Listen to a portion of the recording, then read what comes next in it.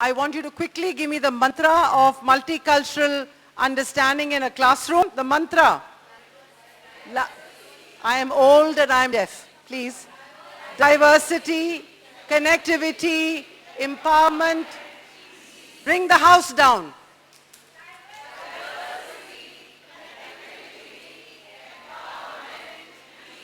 All the young men sitting in the back, I can only hear female voices. One more time. Okay, let's go. Diversity, connectivity, empowerment, and peace. Okay, now.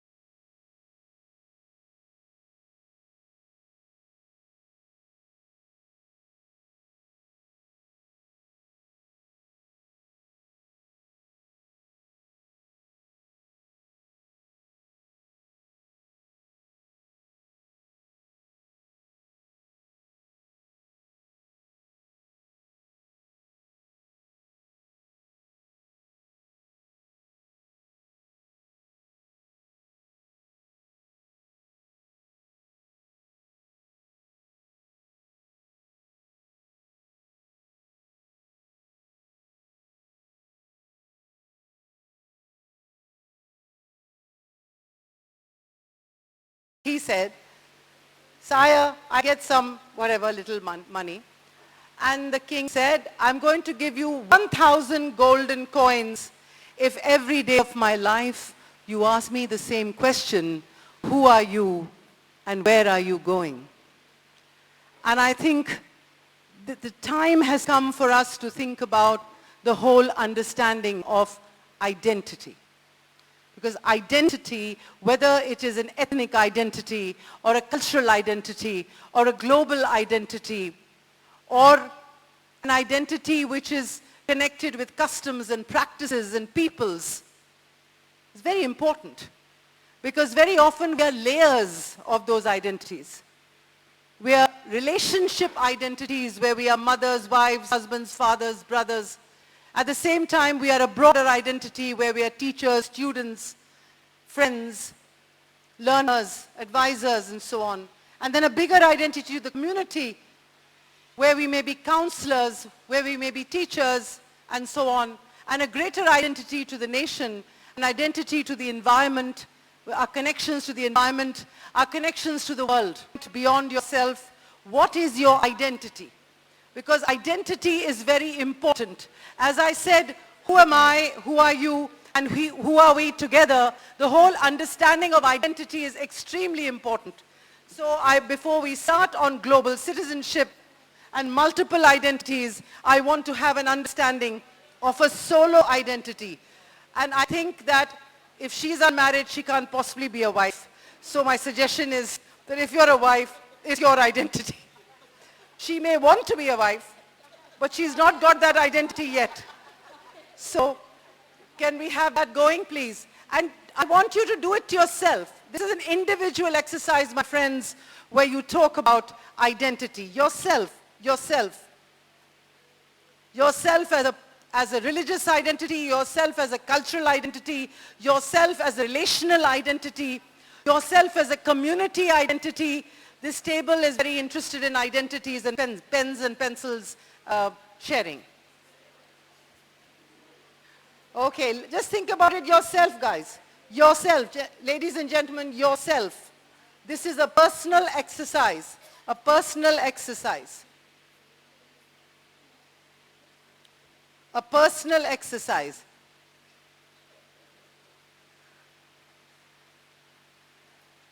I'm going to give you another 15 seconds and then I'm going to take on. Is there a pen or a marker here? I can't find a marker. Is there a marker here? Yeah, thank you. Okay. Has everybody on every table got one identity? I just want a loud yes. Anybody, any people got more than one, two identities? Hands up please, hands up please, hands up please. Show of hands, otherwise you'll start sleeping. Okay, 3 identities, wonderful. 4 identities, great. 5 identities, wow. 6 identities, 7 identities, 8 identities, 9 identities, okay, 9, 10 identities. Fantastic. Please give yourselves a big clap. I want to know in this gathering, how many of you, show of hands, have got daughter? Okay, hands down. Any other identity? Mother. Mother. I'm glad. So it's interesting how the fathers haven't put up their hands, because a father can also be motherly. Can. Okay. So daughter. Now you're just giving me relational identities. Daughter, father. No, let's keep it to relational identities right now. Sister, wife, husband. Okay, everybody. Okay, this can be aunt, uncle, grandfather, grandparent, cousin. It can just go on forever. Okay, considering we as a group believe in extended families. Okay, now I want not necessarily a relationship identity. I want a professional identity, please. Okay, other than teacher? Other than teacher? Okay, let's just a minute. Okay.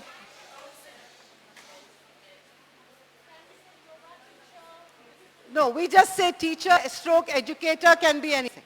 You can be yoga teacher, you can be an acrobatic teacher, you can be a gymnast, you can be a maths teacher. That doesn't matter. Now, I want to know any other professional identity that you have. Counselor, somebody is saying counselor. So does it mean teachers are not counselors? They are the biggest counselors. Okay, everybody. Mentor.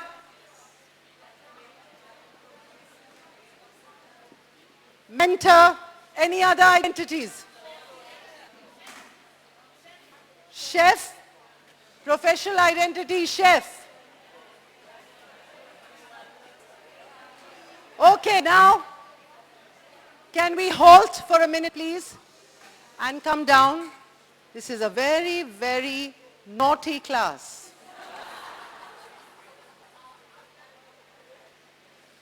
Because if we are not calm, how do we learn? How do we understand each other, right? There has to be a dialogue. It can't just be a monologue, right? So I've looked at relational identities. Well, you can go on and on at the professional. Any other identity that you have, a social identity. Yes? Pardon me? A volunteer. She's a social identity. Can also be a volunteer. What about a dancer, a singer, a musician, a stand-up comedian? Yes, sir. Your identity. Your identity. Please, everybody, let's listen. The first aspect of respect, acceptance, is listening. Because if we don't listen, we have no feelings of acceptance of the other's viewpoint, which is tragic then. Yeah. Music teacher, music director, and poet. Wonderful. So you're talking about someone who is a choreographer of music, a music director, a music teacher. That's wonderful. And then simultaneously maybe a singer.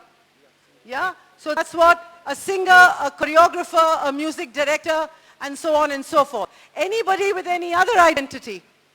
Yes? Pardon me? Is what she mentioned. Anybody else? Yes. Artist. Young lady says artist. Speaker. Speaker, orator. Yes, orator. Can you give me an identity which goes beyond a quizzer? Can you give me a writer? Can you give me something which goes into the community? helper,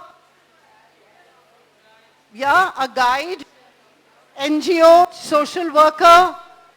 What else? Yes, sir? You wanted to say something? Let's listen to everybody's identities. Good afternoon, ma'am. At the top of my list, I'm a human being. That's the first thing that I consider as my identity.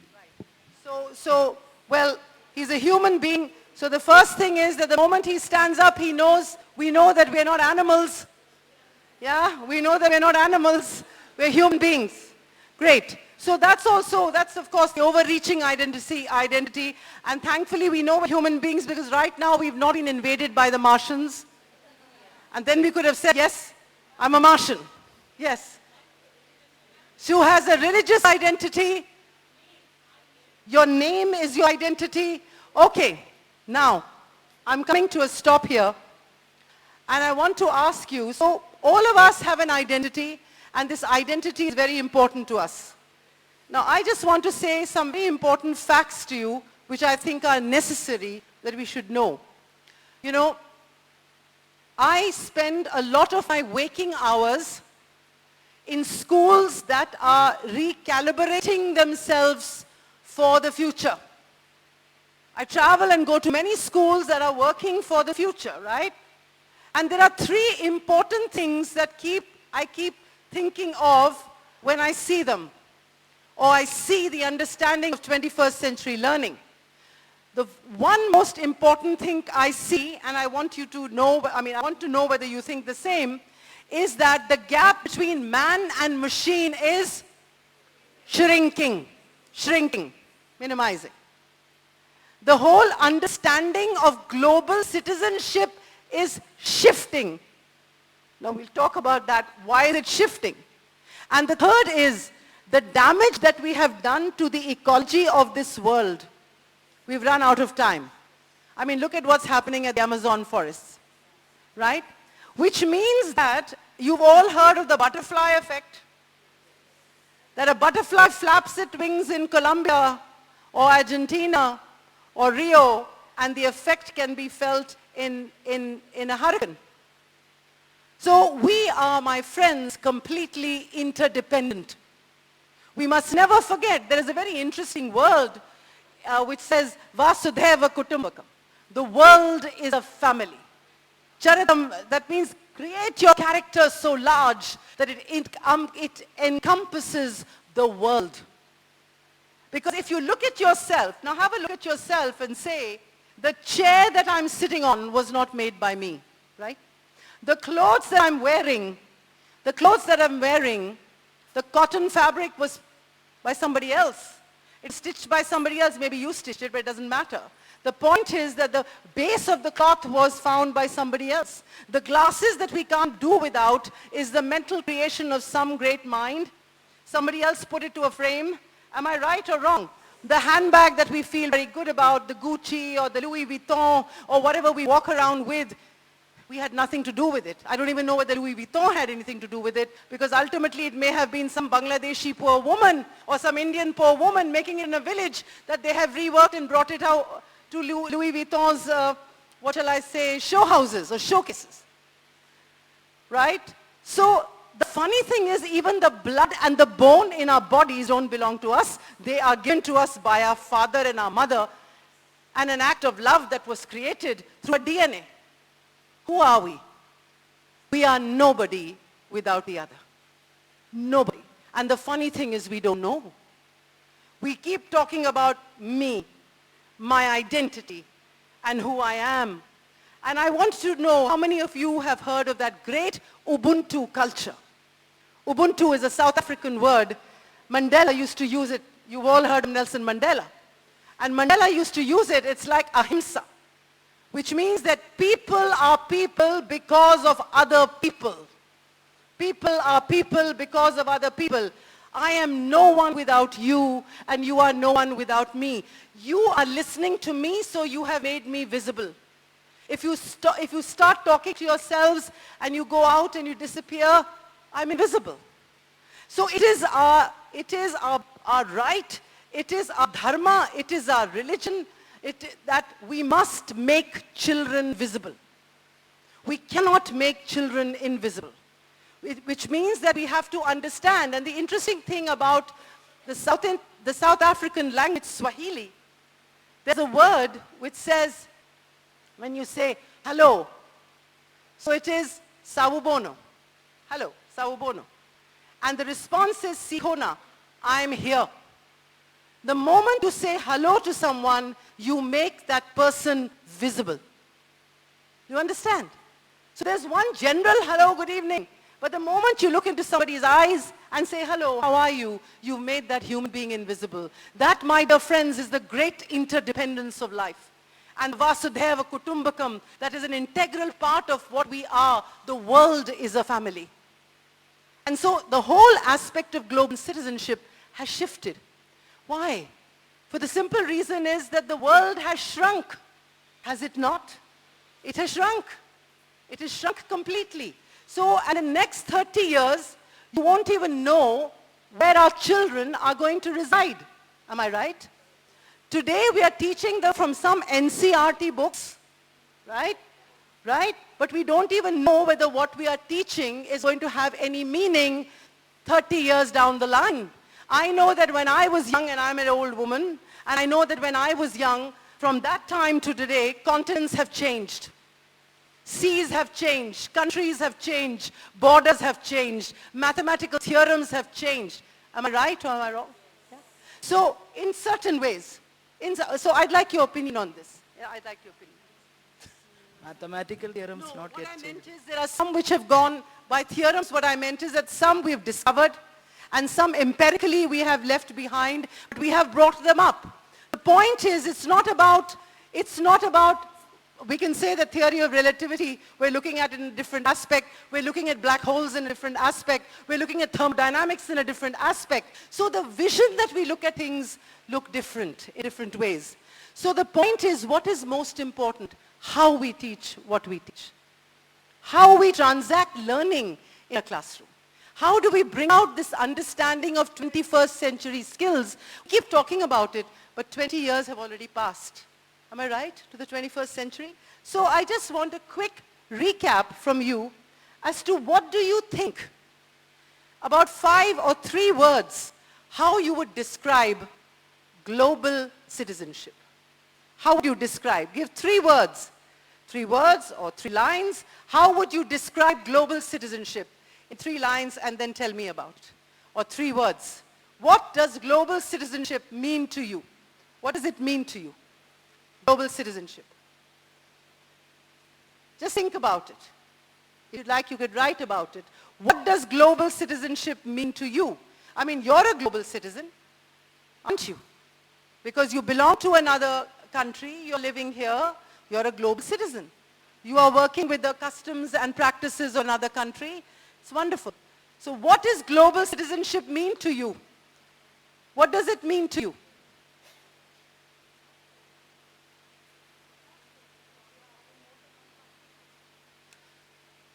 And I'm saying metaphorically, what does it mean to you? And literally, what does it mean to you? Literally, there's literal meaning. Like somebody just mentioned here, I may be having a passport which is foreign. Yeah? So that's a literal meaning. A metaphorical meaning, what would you say would be global citizenship to you? If anybody would like to answer. Yes, yes, dear. Adapting ourselves to other culture. Okay. Adapting, to be a global citizenship, a person should adapt themselves to another culture. That's being a global citizen. Yes, dear. Ma'am, changing ourselves to modernization and the new innovations, right? Accepting these. Being able to bring in innovation and modernization, accepting modernization and change, essentially. Excellent. As you say, quoted rightly, Vasudhaiva Kutumbakam. Just about to complete it.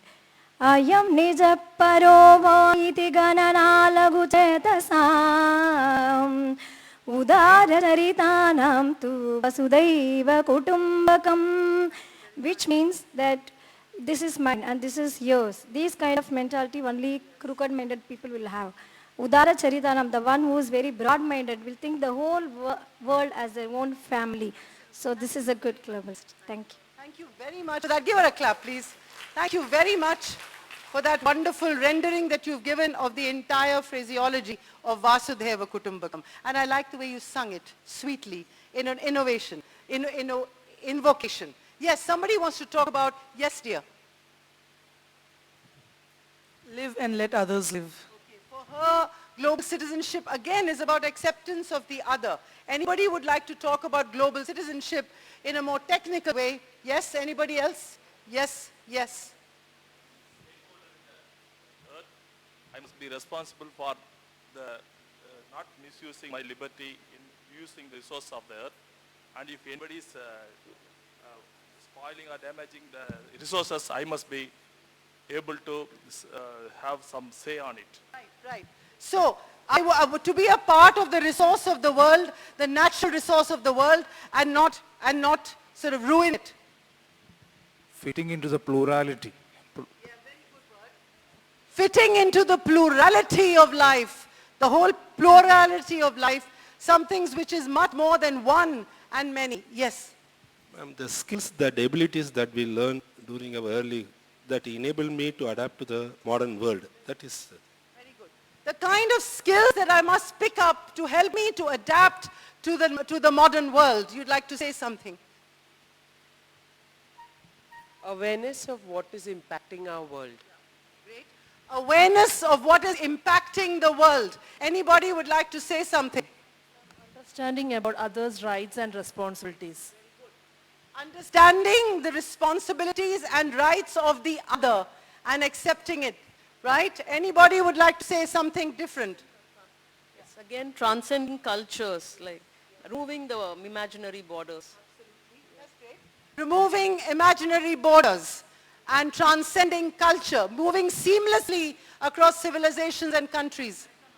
Everything you say is correct. No, ma'am. I just want to say that organ transplanting, when the donor, when we expecting accepting the organs given by someone, that's also, yeah, that is also greatness. I must say, she's given a very interesting example. She talks about organ transplanting, the donation, you know, of how you, and that's a metaphor because your body accepts it and then it becomes healthy. So that's a brilliant metaphor because if you accept the other, give her a clap please because I think that's a great metaphor. Because when you accept the other, you become, you know, you become so sensitive and you become healthy in a certain sense. Otherwise, if you demonize the other or the body rejects it, then we harm ourselves. So thank you for that interesting, I wonder whether you're a teacher of language. Yeah, so great. So this is what we're looking at. Now, I'm going to show you something. Now please look at these keywords. Have a look at these keywords. We're looking at culture, diversity, cultural responsiveness, cultural proficiency, global competence, tolerance, bias, stereotype, equity, equality. Now, do we want bias and stereotype in a multicultural classroom? Of course not. Never. And so, and we want equity in a sense, we want equality, we want acceptance, but in order to ensure that we have a multicultural classroom, we have to do away with the stereotypes and the biases that so many of you spoke in the morning, right? Now what I'm going to do is I'm going to give you this paper and I'm going to ask you an interesting question. Think about it. I'm going to give it to you now. First, let me give it to you. Yeah. Is this here?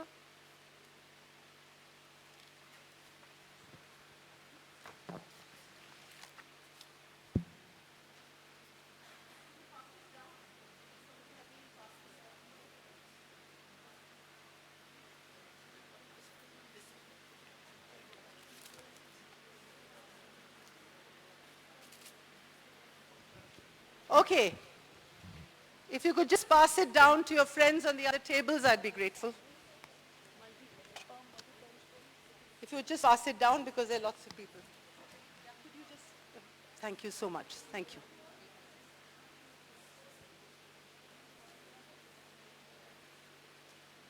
I hope everyone has one.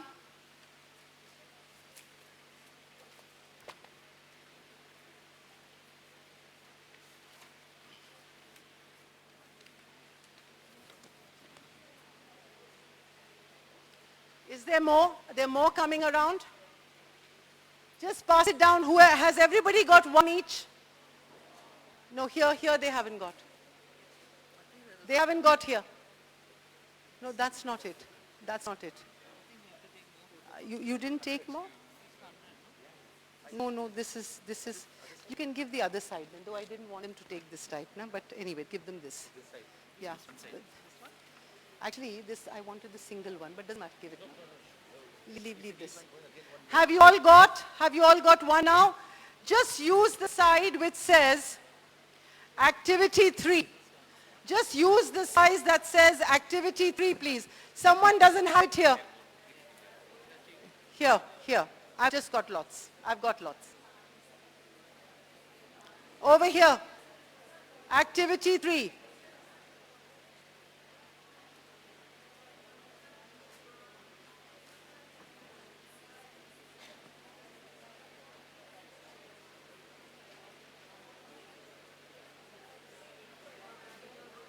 Everybody has one. Who still doesn't have? They still don't have. Just bring some more on. Bring them on. Just one, pardon? No, each one has one. Each one has one. Each one must have one. Has everybody got now? No, I don't. That's okay. It was supposed to be like this. Now they're using the other sheets which I wanted to give you later. Don't worry about that. Has everybody got one? Now some of you have got where there are 2, but don't bother about that because that activity is not now. Has everybody got activity 3 written on it? Yes. Everybody? Okay, I want you to think carefully of this. Now listen, because this is again about identity. Because we do sometimes, children are affected by this. But in order for children to be affected, first let's see how we're affected. List 3 things about yourself that if taken away from you, you would not be the same person you are today. Interesting? List 3 things, if taken away from you, you would not be the same person today. Now, each one of you will have different 3 things. List 3 things that if suddenly are taken away from you, you would not be the same person today. Think carefully. What are those 3 things? Each one writes for themselves. 3 things, please. I'm giving you 5 minutes for this activity. Let's just give 2 minutes to the others. I want 2 minutes more. Yeah, so you will not be you. You will be someone else. That you will not be you, you will be someone else. 3 things. 3 things. And this is about your person, yourself, how your friends view you. It's not about freedom, so to speak. It's about your personal person. 3 things that taken away from you, you would not be yourself. Think about it, please, yourself. Everyone written 3 things? No. Yeah? Okay. How many have still not written even one thing? I'm sure everybody's written one thing. This is a very progressive group. So, I'm going to ask you quickly, 3 things or 1 thing. Is that gone off? Why is that gone off? Okay, right. Okay, can I start now? Where did I put my clicker? Okay. Okay. Yes. Tell me about yourself, that one thing. Yes. No, once, just hold the line. Just hold the line. Yes. One is my health, ma'am. Your health. Yes, ma'am. If I become thin, I don't think so people will recognize me. So it's not your health. It is my health, definitely. Yeah. And my wealth. My wealth and my education, only 3. Fine. Now this young lady is saying that if she suddenly became thin, people wouldn't recognize her. Right? Okay, I wouldn't know about that. But she talks about her, so you're not fat, you're just healthy. Okay. You know something? It's okay to be happy. You should be happy in what you are. I think this obsession with the body that has suddenly become so much and is affecting young people, and they're losing their identities and they're becoming different people. I mean, please, the technology that I see today, this obsession of selfie culture. Now, this is a big issue about multicultural understanding, because the selfie, the point is, the power, I mean, for God's sake, you are still going to look healthy even if you, even if you keep making those awful pouts. The point I'm saying is that why have we given our happiness in the hands of a tool? Or why have we given our happiness in the hands of other people? Or why is it that our entire life depends on an emoji which is so plastic in any way, or the fact that somebody gives us a like on a Facebook? You know, this is a very, very worrying thing, that the entire obsession with technology is not a tool. It's become, use technology as a tool, the way you use as a pencil and a pen, and it'll really do wonderful things for us. It'll help us to expand our mind, to see things. But there's obsession with the person, and that's creating a very, very difficult situation in the emotional quotient. Children are getting fragmented. The awful games that are being played, violent games that are happening around us. So it's very, very worrying, and this is also one thing that you see, because the world has become a global village. Everything is accessible to everybody. You can't black out things. You can't blank out things. For how long can you do it? And so how do we create young people who are competent and who are not fragile? So we need to help them in our classrooms to understand this concept. So she's talked about health. She said if her health is taken away from her, you're a very wealthy person, you said wealth. If her voice, she has a beautiful voice, she's able to speak and sing. Yes, dear. Peace of mind. Gosh, you're wonderful. Huh? You're completely, wow. I'm going to join you soon and understand how we do that. Yeah, great.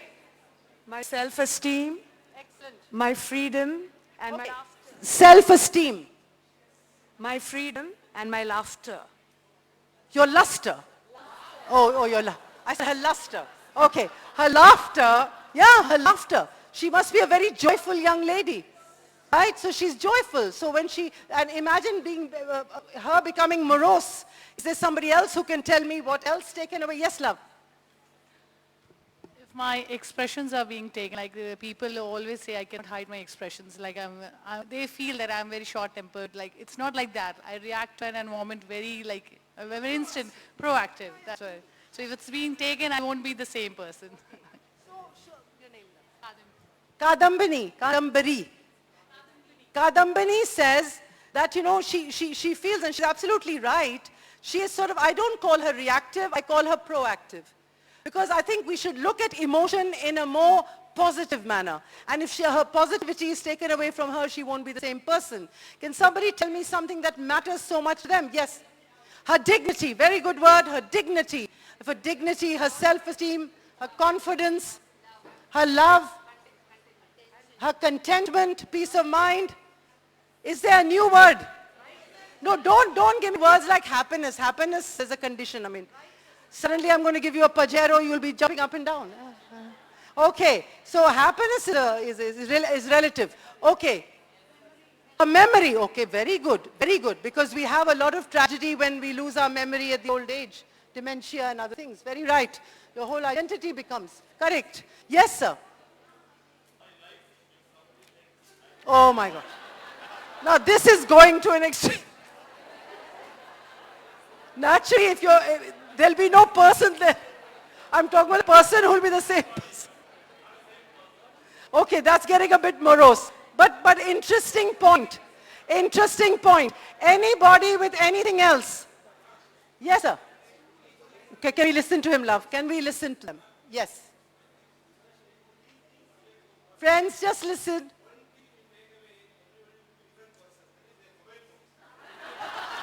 Why do you think I spoke about technology? So how will you be anxious? Where's my mobile? Where's my mobile? That kind of thing. Yeah. Absolutely. But let me tell you something very interesting that happened last night. Are you listening? You know, we walked into the hotel last night. I mean, it's a mystery. I'm forgetting which one. I'm very bad at names and that. I've already lost my memory. So, it's gone. So we came in and suddenly your principal, I mean, if you are from this school, Mr. Chauhan, right, Rajiv ji, and he suddenly said, ma'am, this is your bag. I said, no, it's not my bag. And then he handed it over to another colleague of mine. We said this. She said, no, you only gave it to me. You only gave it. We said, no, we didn't. It's not a bag. So then he says, where am I roaming around with this bag? And do you know, not only the bag, there was a suitcase, there was a bag. In the bag, there were 3 mobile phones. There were the passports. There was a work permit. There was the money. And nobody contacted anybody. So either the person is somebody totally different, because he's lost all these things. So who is that person? And we never knew. So of course, Mr. Chauhan, being who he is, immediately went and tried to make phone calls. But who do you make phone calls to? But he gave it away to the officials, whatever they call them, I don't know who they are. And they gave them to the officials. And can you believe there were about 8 counters or something he was telling me, and nobody had made a complaint. You know? So it's very interesting how these things happen. I mean, it's, maybe the poor man must have lost it and got so worried or realized it later and so on. So the point is, so there are people and there are people, you know, so we don't really know. So now coming back to this, anything else that you think you can say about your identity, I beg your pardon, about something that is taken away from you that you feel would change you? Her motherhood, that's a sweet one. Her motherhood, yes. Your man Friday? Her man Friday? Friday, oh. I thought you were like Robinson Crusoe. Robinson Crusoe, Man Friday. Okay, because Robinson Crusoe had a helper. I said, you're so worried about your helpers. If they go away, then you would be. Well, I'm sorry, I know you want your Friday to be with you. Now today is a dry day. Right. Right. Anything else? Height. Somebody says if the height is taken away from me, I would feel I'm a different person. So that's a physical aspect of whoever we are. Height, weight, length, breadth, whatever it is, it's a different story. Anyone for the last one? Yes, dear. Your religious thoughts, your spirituality, very right. Somebody else mentioned her religious identity. Pardon? Your name is very important to you, yeah, because it defines you. Because suddenly if I start calling you Payal or something, I'm sure that's a lovely name. Is your name Payal? Yeah. Your name is Sharanya. So suddenly you will not be able to associate yourself with that name, isn't it? Right. So now, so we've understood that these are very, now what happens in classrooms? Now what happens in a classroom? Because sometimes in uniform systems or standardized systems, the child's aspects of what he or she thinks is important gets taken away. And the child, this morning somebody spoke about the fact that sometimes if you focus on a language or something, that people can feel alienated. Or you focus on some one aspect of just, if you say everybody should be very good dancers, then those who aren't will feel alienated, will feel marginalized. So I think the fact that you were so passionate about the fact that these 3 things taken away from me, I'm not going to be who I am, can we imagine that the children are not in a balanced relationship with us? It's a skewed relationship. We are older. We have more sort of, what shall I say, we have more strength in that understanding that we are older than them. We are not only in age, but supposedly in mind. And so we have to be very careful because children are extremely fragile. And if we take away things which are important to them, metaphorically or literally at a young age, they don't become the adults that they should become. Yeah? Because the life of a child, my friends, is not a package deal. It has within it the sights, the sounds, the colors, the pipes, the drums, and the music of its growing up years. You see? And so if we take away those growing up years, we take away some aspect, and we don't even know. I know that I, as a person, as a young girl, suffered a lot because certain aspects of me were suppressed, were put down. But I was too bold, you know. I used to trouble too many people. And so then finally I troubled them so much they had no choice. So ultimately I grabbed whatever I wanted for myself. But then every child is not so bold. Children today are, you know, they feel nervous around us. Their levels of confidence are a bit low. They're a little fragmented. So it's very important that we give that identity. Because what has happened today is that everybody looks at you. Everybody looks at the teacher. The teacher is the most powerful change agent in the world, I tell you, especially in Asian communities. Especially in Asian communities. Because the point is that for whatever it's worth, traditionally, that whole idea of the parent will come and say, ma'am, you tell the child to eat, he will eat. Am I right? You tell the child to do this, he will do this. You tell the child cut his hair or not cut his hair, he or she will do it. And so your power is extremely important. Extremely important. So your role as a teacher in giving that identity to the child, in making every child a person and no child left behind is a very important and integral part of a multicultural classroom, because you are working with different cultures. We are working with different cultures. A person coming from the north has a different culture. A person coming from the south has a different culture. And what the most important thing is that in the next 20 to 30 years, we actually, as somebody said this morning, that we actually will not have only Indians in one place, only Bangladeshis in one place, only Pakistanis in one place, only Sri Lankans. They will be all over the world because we are a young people. We are not a graying population. You agree or not?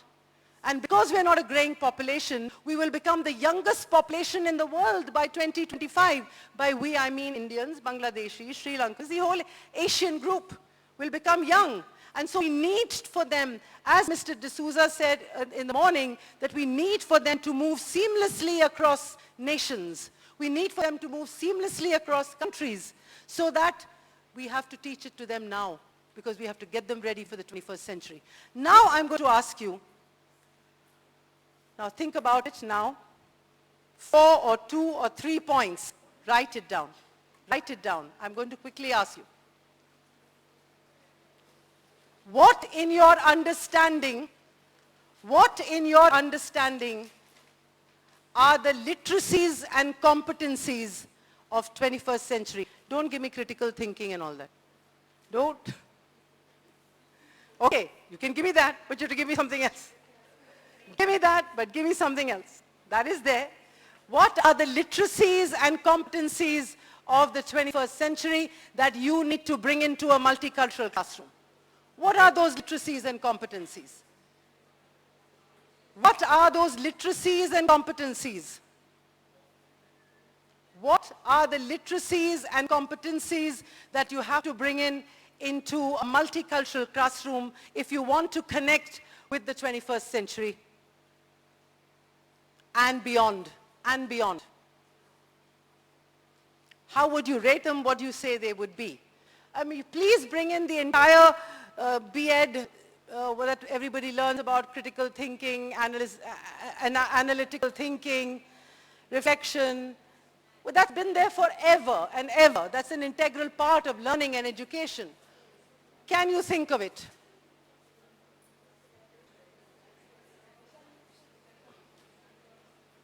I'm giving you 1.5 seconds more.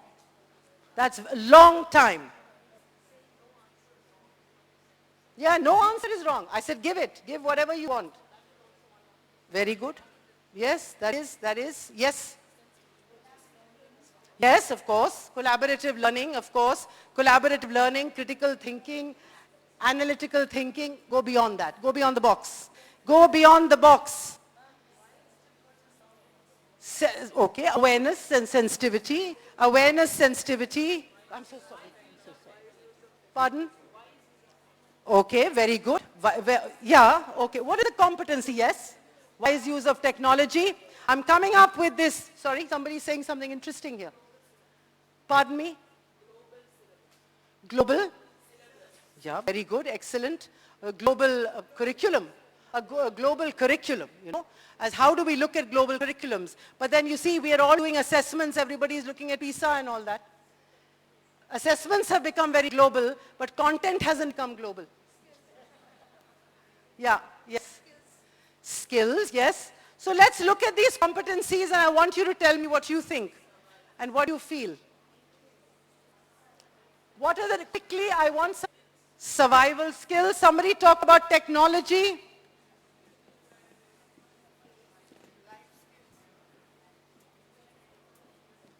Technology. What else did somebody say? Anything else? Anything else? Yes, sir. Right? Ability to find opportunity in any situation. You know there is a word, the character of the word, you know that Chinese is written in characters, pictorial characters. It's very interesting that the opposite of crisis is opportunity. So out of crisis comes opportunity, and whenever you have opportunity and you go forward, some crisis or the other will always come, isn't it? So life is a kind of a conundrum of crisis and opportunities. It's very interesting. So that's a good point, to find opportunity and especially today, because we are looking at entrepreneurial opportunities and so on, yeah? So opportunity. Any other thing?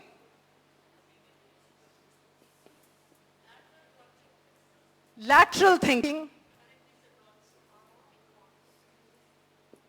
Okay, now I'm going to come. I'm going to show you 4. Now we've got this. Anybody with anything else? Anything? Excellent. Ecological, here we are. Have a look at this. Now these, did you look at that? I am going to. I'm going to catch you, girl. Okay. Now we must understand, my friends, firstly let's look at that. Information literacy. Information is becoming increasingly abundant and increasingly contested. Yes or no? You've heard of fake news? Forwarding the forward? It's crazy. Half the stuff is lies. We're living in a time of post-truth when the truth has become the lies. And the lies have become the truth. You know, one really doesn't know. I think it was, there was a film in which Arnold Schwarzenegger was a hero, which is called True Lies. Now, what is the meaning of true lies? What is the meaning of true lies? The lies are true, or the truth is a lie? So it's all post-truth. We're living in a very strange world. We're living in a world also that if a child, we have to be very careful with the language. We have to be very careful with our language when we speak to people. Yeah? We cannot use words easy. We should not use words which are derogatory. And unfortunately for all of us sometimes, these words come in very quickly. And we say and we didn't mean it. We say, but I didn't mean it. Don't be silly. Don't be funny. Some people may not like it. What do you mean I'm funny? What do you think I am, a cartoon character? I'm not funny. You see, we tend to use words with great ease. We have to be very careful. For example, if a child, now you can't even go to that point and say, well, if a child is telling lies, you can't say, darling, you're ethically challenged. That'll be a bit much. So the point is, but you can look at it in a different way. So the point I'm saying is, information literacy, and how do you guide children towards that? Firstly, how do we look at the information that we look at? What is it that we dismiss, and what is it that we accept? I would like to know from you all, what is the kind of stuff that you look at? Because you're giving us a technological footprint. Because children must be told that when they're using technology, they have to be very careful. People have lost their jobs. People have lost their jobs because of the stuff that they have posted on the media, isn't it? They've posted things on the media, they've lost their jobs.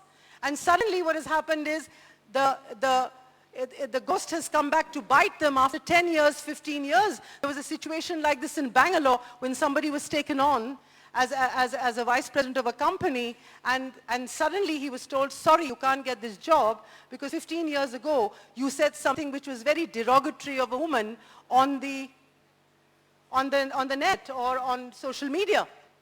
So more and more it has become very important that if we are involving ourselves in a multicultural classroom and we are looking at a global world, that we have to be very careful as to how our children work through technology and what do we download. Can somebody tell me, what do you download? What is it that you're looking at most of the time? What do you look at? Because you will notice that whatever you look at, you're getting those advertisements all the time. Have you noticed that? You're being watched all the time. Big Brother is watching you, my friends. Yeah, all the time you're being watched. All the time. So you have to be careful of what's happening. Because as we say very clearly, I don't know, have you read that book by Noah Harari? Please read it. Please read that very interesting book. 21 Lessons for the 21st Century. He's an Israeli writer, Noah Harari. And it says 21 lessons for the 21st century. Read it. Very interesting book. You'll really enjoy it. And the writer is Noah Harari, Noah Harari. And he writes something very interesting.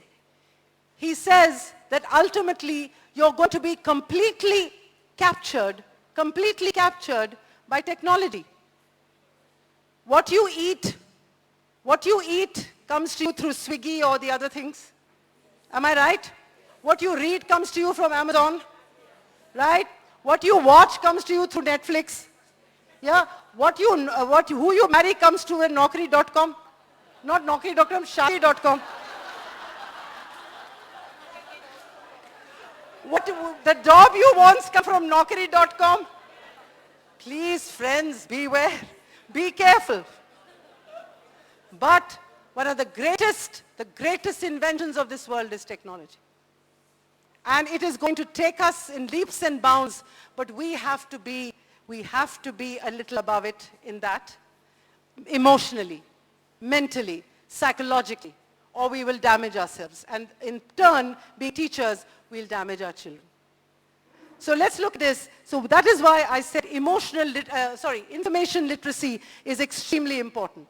Now look at cultural literacy. We've been talking about cultural literacy the whole morning. The ability to move seamlessly, to be able to understand cultures and so on.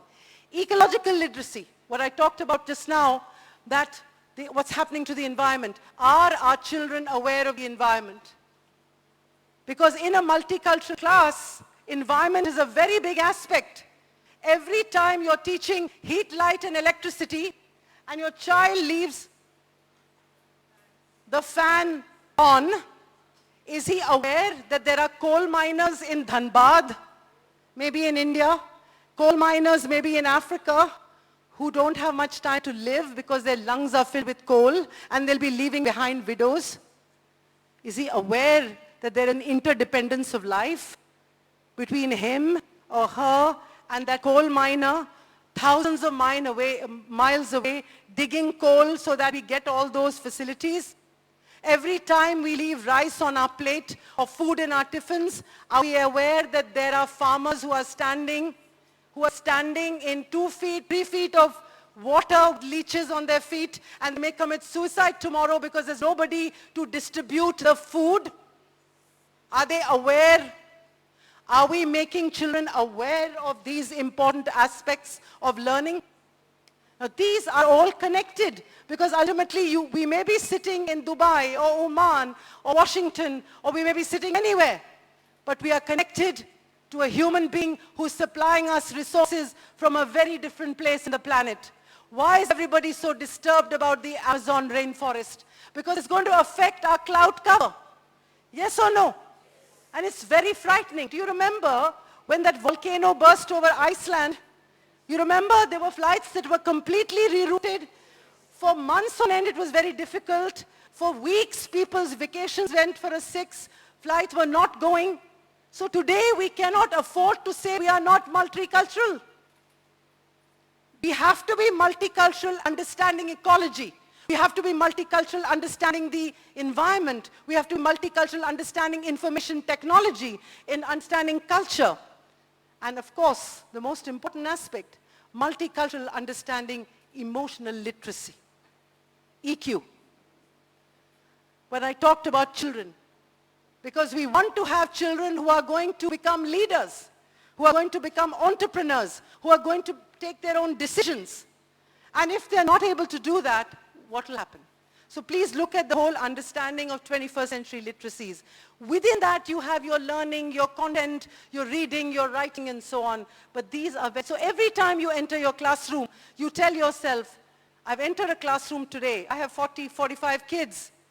What is it? Have I come out with them after leaving them something behind out of any of these literacies? Are they becoming more aware of me every time I teach social sciences or geography or physics or whatever it is that I teach? Are they more aware of the world, or am I just obsessing with the content? Am I just obsessing with the content? Now, I would like any of you now to give me any examples of how you use any of these literacies in your classroom or in your schools.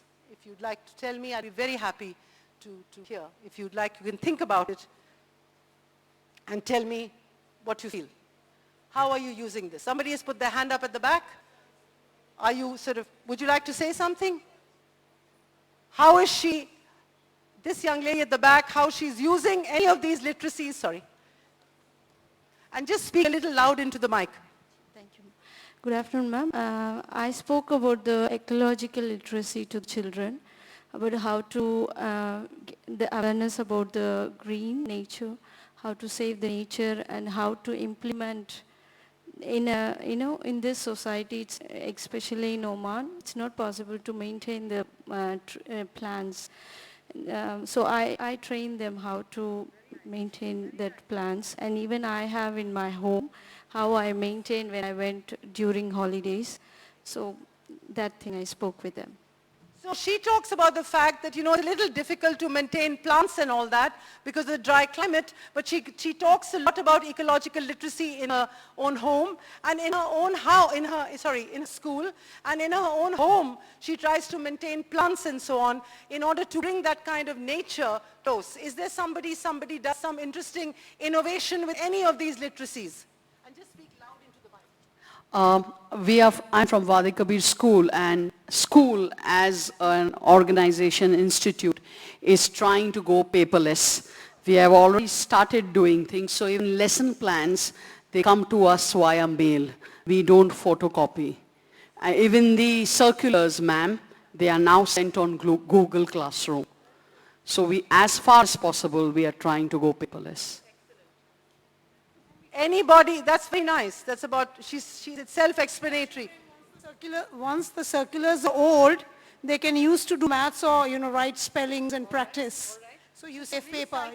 Recycling the circular, very good. Can somebody just keep telling me? I want to hear all these wonderful stories. Please think carefully, I want to ask you all, because I know you're doing this, I know it. Good afternoon, ma'am. We are from the pre-primary section, and the cultural literacy is taught to our children through the special assemblies. Like we start from the Easter assembly, like Easter celebration, till we go till the Holi. That is one thing wherein a class performs on stage, and the various aspects of that particular festival is taught. And for ecological literacy, like we have started growing money plants in our class, like in water. So, and that's being done on a regular practice. Apart from that, we grow small plants also, where children water the plants, and they, on a regular basis, they change the water on their own. So this is being taught in the class. So along with doing this money plant and changing water, are you telling children why? Because, sometimes what happens is we just get caught up in activities. We keep doing activity after activity, but the reflection of the activity we lose. Walls speak. The walls in primary speak, and there's a certain laughter, there's a certain joy, and it's so tragic that our children, as they grow older, for some reason, because of these very aggressive board examinations and these systems that come into them, and I don't blame my senior teachers for that because they're caught up in that whole rigmarole of what is happening, of the assessment. But in the process, we lose our childhood. Our children lose their childhood. Because after the age of 14, their entire life revolves around 5 NCERT books. Am I right or wrong? Yeah. But I think it's very important that, after all of you can definitely teach some kind of literacies at whatever level you're teaching at. It would be so wonderful because you would be part of the 21st century learning of a multicultural classroom. Is there somebody else who would like to mention? Yes, somebody, I noticed, I'm just coming back to you and I'm from Indian School Sohar, and we have so many activities which we are doing. It's not only involving students as well as teachers. The very first thing our principal ma'am started, that is for teachers, bring your own bottles. We are not using those paper cups, and bring your own. Could we listen to her? Because then if we're not doing something, then we could emulate it. I mean, that's the wonderful thing about learning. So first thing is bring your own bottles. Teachers, they are bringing their own bottles. We are not using those paper cups, and we have a continuous check on those paper cups. Our Eco Club, they are doing that. The second thing is in our staff rooms, we have those cardboard boxes. In that we have, like we are saying it's short form booze, like better on one side. We are using those papers for taking out prints. Moreover, we are having now class libraries. It means like end of the session, the children, they throw their storybooks and all. So we have like they are donating, and we do have good libraries, but we have class libraries like in free periods, children are reading the books. Thank you very much. Would anybody like to make a last comment? Because there's lots happening. I'm going at the back now, and I'm coming back to you. Would you like to say it since I'm already here? Loudly, please, into the mic. Ma'am, some topics in maths and science which is difficult for the students to perceive, we are integrating with the art, and we are teaching in an interesting way, in the way of music. So the scholastic literacies are being done in an innovative manner. Innovative manner, yes. I'll just get back to you. Okay, I'm just getting back to you. I'm coming here, I'm going there, and I'm coming. I'm from Indian School Almabela. Science Department of Indian School Almabela has started organic farming, primary level. From primary level, we want to say them that we are not using chemicals, and we mainly want to focus that as agriculture's background of India, backbone of India. We want to stress on that, and children, we are taking children on a rounds to garden, and they are watering the plants. Thank you. And you're explaining to them why. Yeah, you're explaining to them. Yes, dear. Literacy, we've talked about ecological literacy. There is cultural literacy. Is there anything happening with information literacy in any of your class, in your schools?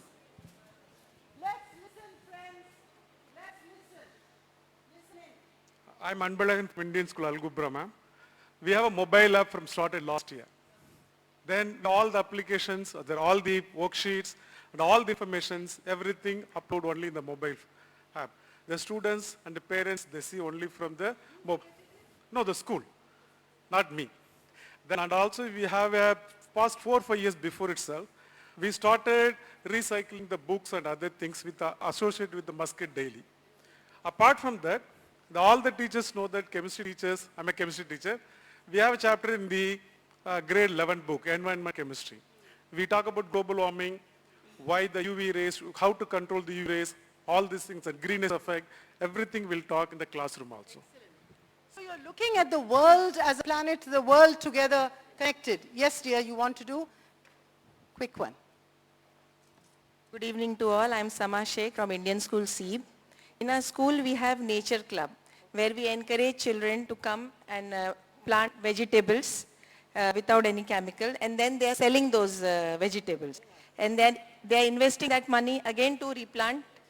And then we are having hydroponic plantation. We are in art classes, we are teaching them to make paper bags so that when they go around giving chocolates for their birthdays, they don't carry the plastic bags. They use those paper bags. Then we have, we update daily status on WhatsApp, so no paper is wasted. So this is all we are doing. Thank you very much. I think lots of work, very interesting. Give her a clap, please, everybody. And give everybody a clap because, I mean, the kind of work that is being happening. So what is happening actually is, friends, she also spoke about entrepreneurship.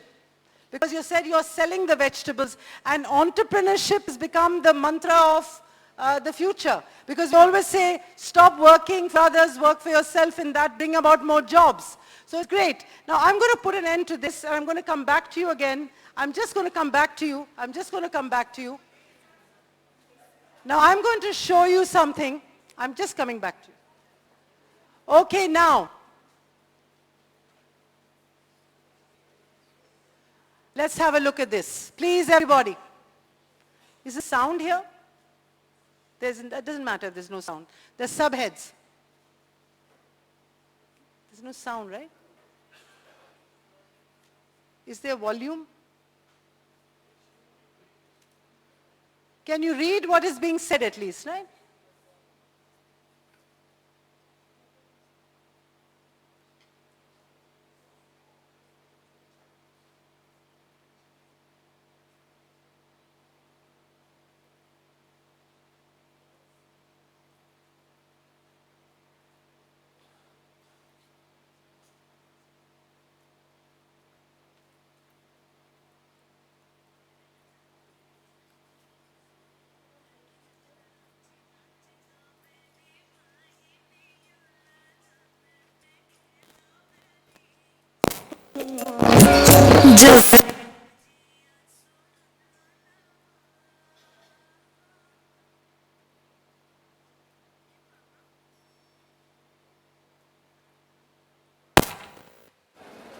बापू ये लड़की होके उस तरह चलाएगी. Make it softer. Could you make it a little softer, dear?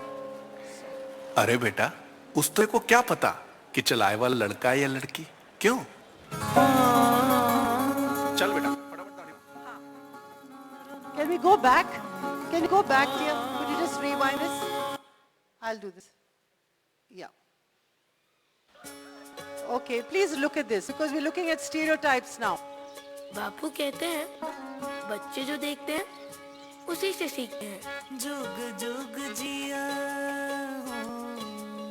अब यहाँ के तौर तरीके ही देख लो. जुग जुग जिया सुलाला नवा भवनवा के भाग जागल हो.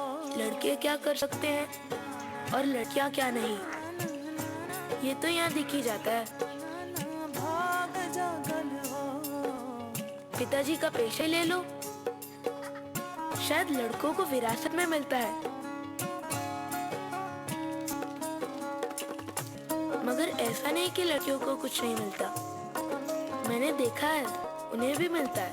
गृहस्थी, रसोई, घर की जिम्मेदारी. नाची नाची गावेली बहिनिया ललन के खेला बेली हो. जुग जुग जिया सुललाना. क्यों काका, दाढ़ी बना दूं? हाँ हाँ. बापू ये लड़की होके उस तरह चलाएगी. अरे बेटा उस तरह को क्या पता कि चलाए वाला लड़का है या लड़की. क्यों? चल बेटा फटाफट दाढ़ी बना. हाँ.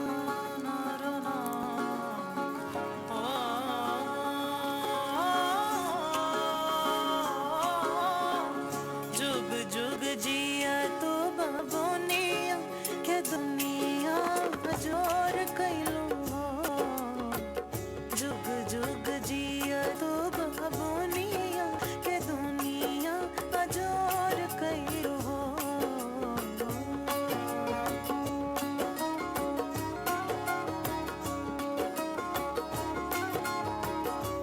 सही कहते हैं बापू, बच्चे जो देखते हैं उसी से सीखते हैं. Because willy-nilly, most of us, many of us, have become victims of, just because we live in a city, it doesn't mean we're not victims. Whether it is men or women, we are having certain stereotypes where girls are concerned. I will show you another piece later on, and we do it. Willy-nilly, we say if a boy comes home at 12 o'clock in the night, it's all right. If a girl comes home at 12 o'clock in the night, it's dangerous. So now that's a certain way. Now we have to look at all these things and say, what are we looking at? What's going on? Because there's a huge movements in the world about gender. How do we look at gender? Because gender is also a stereotype in a multicultural classroom. Because if we're expecting our girls to be all over the world, if we're expecting our girls to take up the army, the navy, the air force, get into a rocket and go up there to the moon or to the Mars or to Venus or Jupiter, or make our women corporate honchos, or our women become whoever it is that they want to become, we can't have different models for men and women. Am I right or am I wrong? But willy-nilly, we do have these models. Whether we are mother-in-laws or sisters or husbands or wives or brothers, we have these models. So I want a certain critique because, I mean, I'm sure you never imagined that women are going to be shaving men. Sounds a bit odd, doesn't it? I mean, at the end of the day, wow, oh my God, they're shaving men. Are men okay with being shaved? Are they okay with usta gala hi nahi kat jaye? What is the worry? You see, all sorts of things are there. Now the point is, how do you look at gender? And as teachers, how we look at gender is very important. Because gender comes in, the understanding of gender comes in between the ages of 3, 2, and 8. That's age. And I'm talking to all my primary school, I say mine because I think you're a part of me because we're all in the teaching fraternity. And it comes in then, it comes in between 2 and 8. So how you look at gender, how do you treat the boys in your class? How do you treat the girls in your class? What kind of language do we use for boys and girls? What is the understanding of boys and girls? So I want to critique on this. I want to critique on gender. Anyone can mention anything. Anybody can mention anything that they like on gender. It's an important aspect. We are a little soft with girls, even when we're giving instructions and being little... So you're saying, may I just say what my friend here is saying, again, Zisha. Zisha is saying that, we're a little more gentle with girls. No, let's just say this, yes or no, let's just look at it. See, this, as we said in the morning, this whole thing is about churning and understanding and your thoughts, not my thoughts, your thoughts. What are you thinking? And I would be very happy if you would go back and think more about your own thoughts, which may be triggered by me. So that's the way Zisha thinks. Zisha may think differently, but maybe Zisha is a little softer. See, we can't condemn anyone. The point is we can't judge. We can say, yes, I accept, or I personally am like that, or I personally don't. So, okay, that's one angle. Can I put it down? Because for me, for my mind, I want to put it down where is this? Eraser, yeah. Could you do it for me? Yes. Yeah, it's just getting young girl in. Yeah. So, you're going to put one thing down that we are gentler with girls. We are gentler with girls. Okay, I'm just putting down words. I'm not saying they're right or they're wrong. Can we have another one, please? Another one about this. Yes, please. Yes. Yes, dear.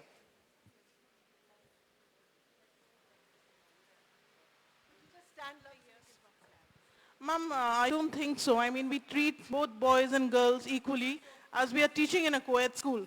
So both are equal. Her perspective is that there is a certain equality in the way girls and boys are treated in school, right? Okay. I know what you mean. I know what you mean, dear. Nobody has to justify what they said. No, ma'am, agreeing with what Helen says, personally, I also deal boys and girls equally, but depending on the need of the child, the quality of the child. The need of the child is addressed more than the gender. Be truthful to yourself and tell me how many of us became victims of gender? Yeah, nobody will speak.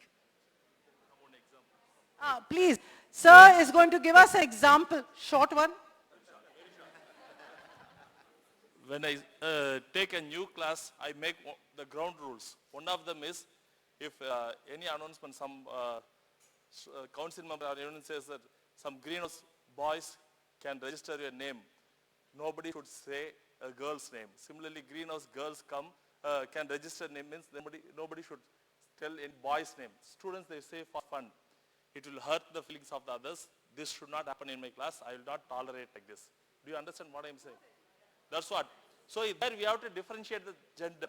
So it is not a wrong thing to differentiate.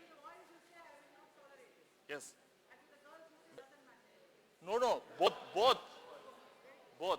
When they are saying the other thing. So again, as he's giving us an example, he's saying equal. Well done. Anybody with anything else about gender? Yeah. Sometimes when I get substitution for games, when I take them to the ground, I see boys enjoying the football match, but the girls simply they stand and they talk or sit. Then I say, why are you wasting your time? You can also actively participate like how boys are playing. You can also play football. You are no less than boys. So I keep telling them, you are active and energetic enough like boys to play and enjoy all types of games. You should. These kind of statements are made, which tend to reaffirm that, okay, you have this habit, you're not out there. And that is why I think issues like Khelo India or Fit India, all these things are so important. So I think the whole idea of certain games only played by girls, by boys, right? Now again, if you look at it, if ratio proportion, if you look at a class of engineering, tell me, in grades 12, who is teaching mathematics, PCM, physics, chemistry, maths? PCM, if any teachers here, PCM, yeah, good numbers would be here. So, no, I don't know here, but I know that in India, if it's an engineering class, there are 3 girls and 30 boys. You know, and it's not as though, I mean, I'm talking about metro cities. I'm talking about metro cities. So the whole idea of girls should do soft subjects, there is no soft and hard. Today, let me tell you, humanities is a very powerful medium, and it creates so many jobs. And at the same time, you have unemployable engineers who are building bridges that are breaking every day. So the point is, it's not about gender. It's about opportunity, and it's about awareness, and it's about keeping girls and boys engaged with what is important and how they should go about their role in life. So I think this whole gender debate, you have to work more in your classrooms, because that's an integral part of any class, multicultural or otherwise. And yes, certain cultures do have certain protective issues, so we have to work slowly and sensitively around these things. We cannot barge into change. We can't barge. But at the same time, we can sensitize people and say, what is it we can help in? So please look at the gender. Now I'm going to ask you a question here. Thank you so much for this. So what do I see here? There is a certain way of looking at girls being a little softer, gentler, but there are others who do believe also that equality between girls and boys, the needs of the child should be addressed irrespective of gender. 360 degrees of understanding of gender from the parent community, the stakeholders, everybody. We just can't take up the flag and say, we're going to sort out everything in gender. You can't do it. But you must try talking to parent communities about this. I think principals and all. So there are no soft subjects, and we have to work in classrooms to sensitize all stakeholders. Okay, now I'm going to ask you this. This is a fragmented face, okay? A fragmented face. Now, when we look at this slide, what is your impression? What is your impression when you look at this slide? Yeah. Also, I would say, this is on the face of it, it's multicultural because of the color and the hair, which is basically very, very superficial. But in a deep sense, sometimes you can't see this, but there's a multicultural aspect in your classroom where it's not only the hair and the skin color, but there's a much deeper cultural aspect in your classrooms. So on the face of it, you see this. Now I'm going to ask you some questions and tell me what you think, okay? I'm going to start this. Who is this? Who do you think these are? Beatles? You said? Yes, the Beatles. So here this young lady said the Beatles. Anybody could tell me who this is? The Bee Gees. Somebody said they're the Bee Gees. Somebody said they're the Beatles. Why do you think they're the Beatles? Because of their long hair? Long hair? You're stereotyping them. You know who they are? They're the Microsoft team. My dear friends, you are stereotyping because you're looking at superficial, yeah? This is the Microsoft team. Okay, but we thought the Bee Gees, we thought some pop group with a lot of drugs and all this nonsense. Because of the hair and the body, these are some of the brightest people in the world who are earning the biggest, Bill Gates, who are earning the biggest, can you see Bill Gates on the extreme left? That poor fellow, you finished him off, you called him the beetle.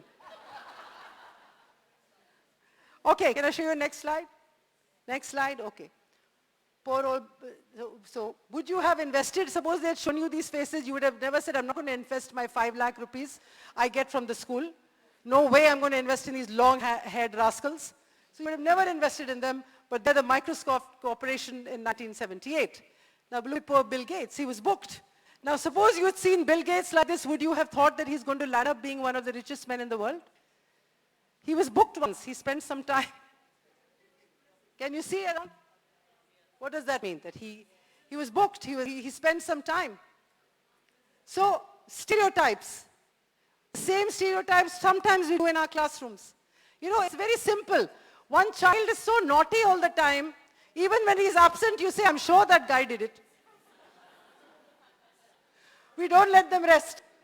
Okay, can I show you another slide? Are you ready to guess? Are you sure? Okay. Who's this? P.T. Usha?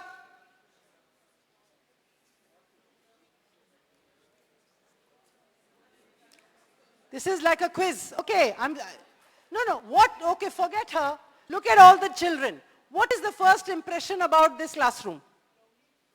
Government school. What else? Poor. What else? Girls. Gender. Single gender. Yes. Single gender, poor, underprivileged. And from, can you also guess regions? North India, South India, West India, East India? South, huh? Okay. Okay. Now this is Purna's. We can't get stuck in there. Look how fantastic. She could be anybody. She could be a Mexican. She could be a South American. Let me tell you, South Americans, Mexicans, they have the same kind of color tone. They do. She could be from the South. She could be from Bihar. She could be from the north of India. She could be from Haryana. She could be from anywhere. But we're always saying that if you're a little dusky and if you're a little gehua, you have to be from the South. Why? Why? Again, we're doing the same mindsets. No wonder she's an Andhra girl, but I have seen many people with the same complexion from all over the country. But the moment you said South, why? Gore chale gaye, hame chhod gaye. Okay. Are we ready for the next one? Okay. Who's this? What is her profession? What is her profession? Come on, quickly. Quickly, what is her profession? Model? No, now she's being cautious. She's already done the little bit. Now she's cautious. Quickly, who's she? So sorry. No, what is the first impression of this young lady? Student, fitness, what else? Model, goggle ad. Somebody says a goggle ad. Artist, actress. Geeta Phogat. She's a wrestler. But we expect wrestlers to look something like this. Yeah, with all those.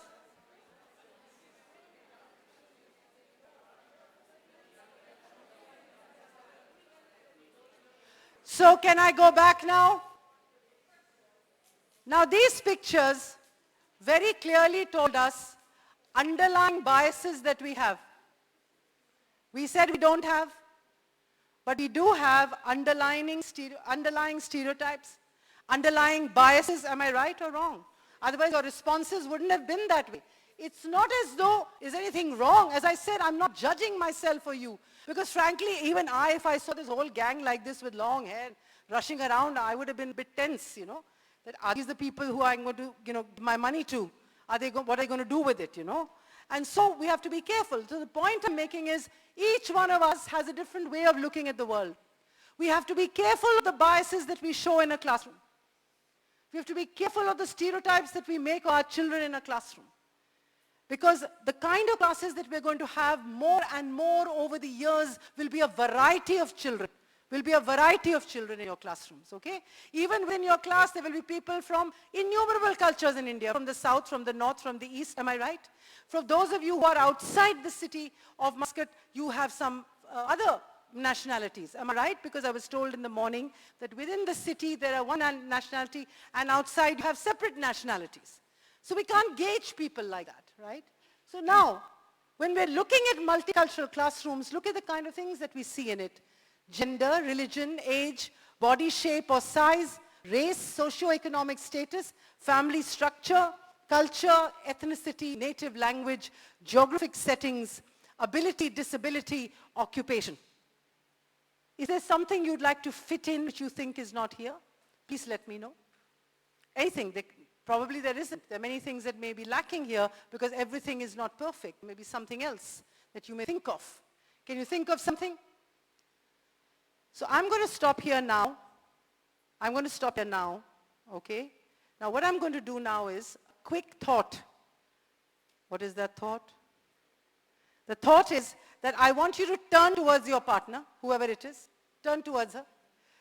Just buddies, turn towards your immediate partner. Turn towards your immediate partner. Turn towards your partner. Turn towards your partner. Turn towards your partner. Okay, now, has everybody found a partner? Has everybody found a partner? If there's somebody here, bring your chair here and sit here. Come, sit with him. Come here, sir. Inke saath baithiye. Inke saath baithiye. Manoj ji, right? Okay, now, I don't know, you must be knowing each other because you're sitting on the same, doesn't matter. But I want the person who's sitting to your left. Who's the person sitting to your left? Your own partner? Okay. I want one of you only, to tell that person something about yourself that he or she doesn't know. Now that's a bit tricky, is it? That he or she doesn't know about you. That he or... Now I expect the four heads also to do this to each other. He or she... Secrets are coming out. Secrets out of the bag. He or she doesn't know about yourself. Listen. I know this room doesn't have criminals or anything. So please, don't be worried. He or she doesn't know about yourself. He or she, something he doesn't know about you. Quiet, I'm not listening. Quickly, okay, you said it, done. He or she doesn't know about themselves.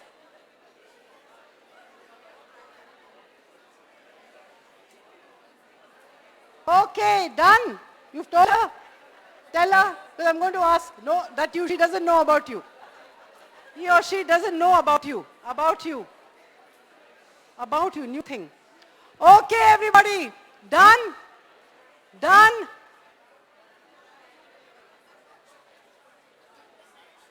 I'm counting. She's good in stitching. She's good in stitching. You never knew. What do you think about her?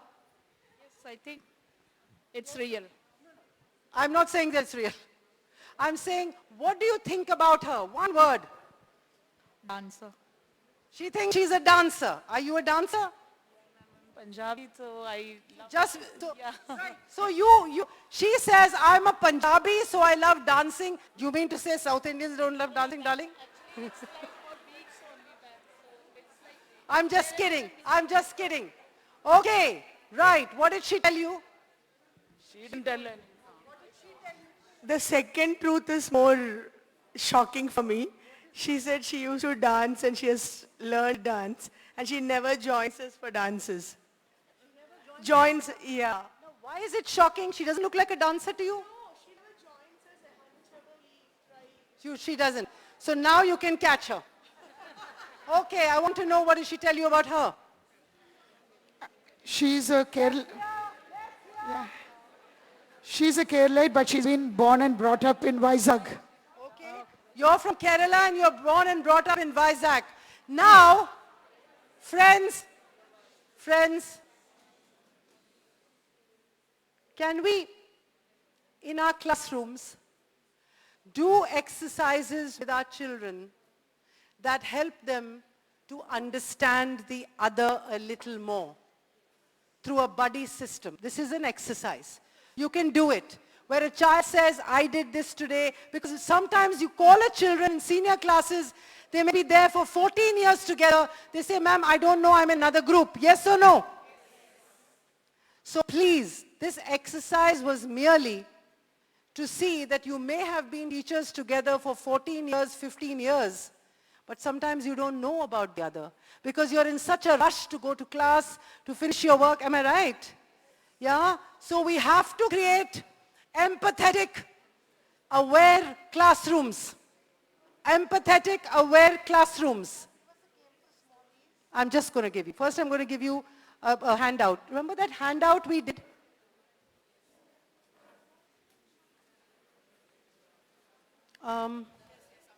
This one. I hope they're 100. This will be. I got 74. Good. Can we give them out? I'll just see what it is. Yeah. I'm so sorry. I'm so sorry. No, not yet. Not yet. This one. This one. Yeah, yeah. Yeah. This you didn't, huh? This you haven't? You have to. Just take.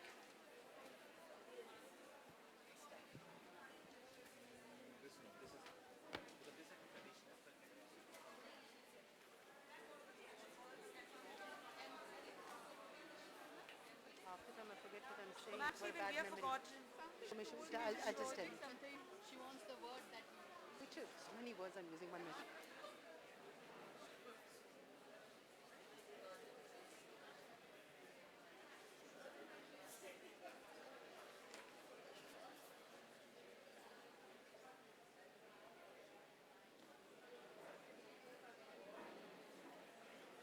Okay, you're going to be getting this.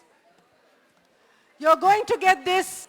I would like you, at least from classes 3 upwards. Classes 3 upwards, you could do this exercise because everybody watches television, yes? Yes, everybody watches television, all children do. But first, I would like you to do this exercise. Pardon me? Yeah, it's just coming, it's just coming. I would like you to do this exercise. Do you have at least 3 on your table? Excuse me, do you have 3 on your table? Do you have 3 on your table? 3? Maybe you can do it as a group. I would like you to do it as a group exercise. You can do it, oops. As a group exercise, sorry, ma. As a group exercise, do it as a group exercise, not even one. Can I take some from here? Can I take some from here? A group exercise. Has everybody got 2 on their table? Here, here, here, everybody here? Anyone? 2 on their table, minimum. Somebody with 2 on their table? You want 1 more?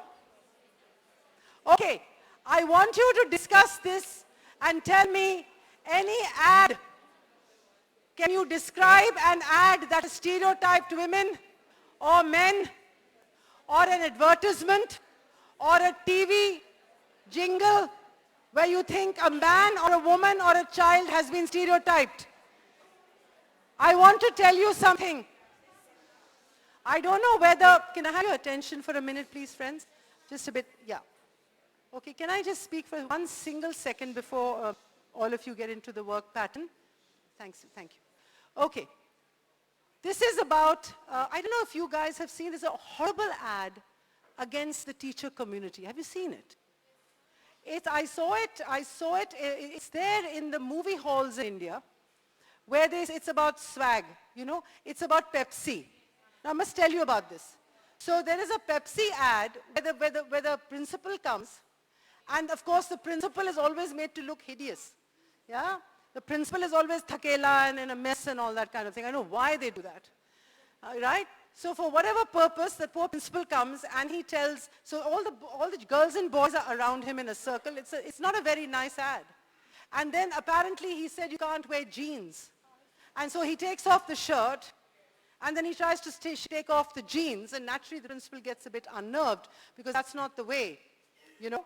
And then, of course, the boy takes that one has to be authoritarian. As principals, as teachers, you have to be democratic. We have to understand what the generation wants. But that does not mean that we have to have disrespect coming towards us, because we are also respecting the child. You see, unless we respect children, we will not get respect. That is also a very major thing. But at the end of the day, I think it's very important that we raise our voices against gender biases, against disrespectful ads, which is not good. And I honestly believe that we have to be careful about these things, because there's a certain disrespect, irreverence that is coming in, and we have to be careful about these things. So the point I'm making is, so are there ads like that? Because remember, these ads are affecting the children. The child actually, along with drinking the Pepsi, is also taking in the image of what the Pepsi is telling him is good or bad. Do you understand? So the image is a certain level of disrespect towards your teacher. So it's not the product. Let me tell you, one of the greatest brands in this world, I would say, one of the greatest maestros was Gandhi. Gandhi was an amazing person. I mean, I was doing a doctorate in Gandhian symbolism. And that was that he used his body to show the worries and the anguish and the anxiety of the poor man in India. He picked up salt, and an entire nation came down during the salt march. He took an identity card in South Africa and he burnt it, which affected the apartheid. I mean, I don't think there could be anybody greater in the use of symbolism than Bapu. You see? So these symbols affect you. This symbol affected me as a child. You know, affected the whole idea of how Bapu burnt the card, or how Bapu threw the other slipper, when one slipper had fallen in the railway station and he threw the other slipper. Do you understand? And today, when you think of kingfisher, what do you think of? They say beer. It's a bird, for God's sake. But sometimes our symbols have been taken away from us. You see? So we have to bring in a certain sense of understanding, sensitization, and orientation in our children, because we're living in a multicultural world. All sorts of advertisements are coming across from around the world, whether it is clothes or books or shoes or perfumes or gadgets. Everything is around the world.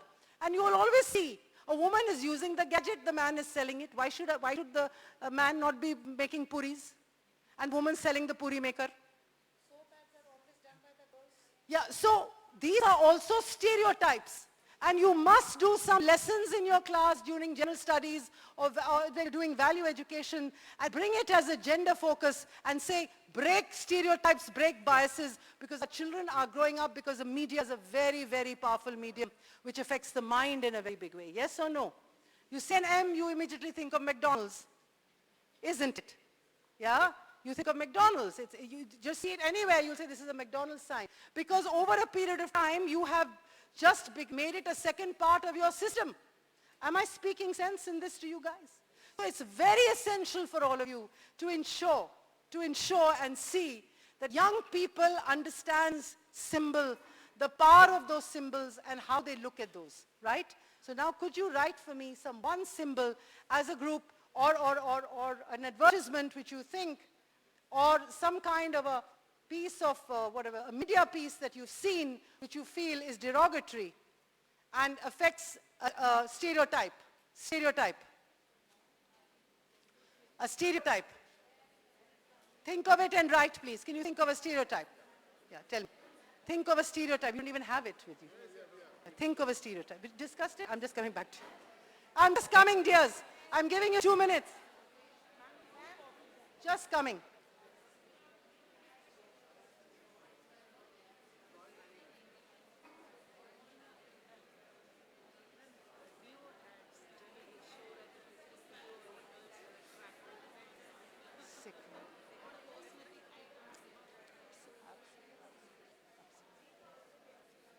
Okay, I'm going to come back to you.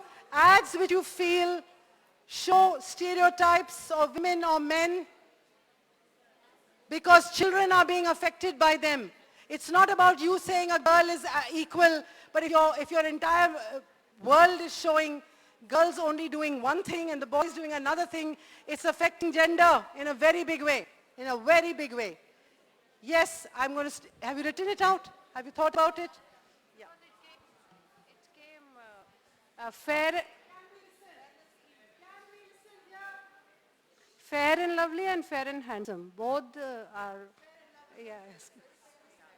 My God, this fairness myth is killing me. Uski sari मेरी साड़ी से ज़्यादा क्यों सफ़ेद?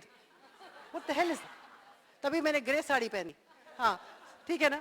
So the point is, why are we selling competition?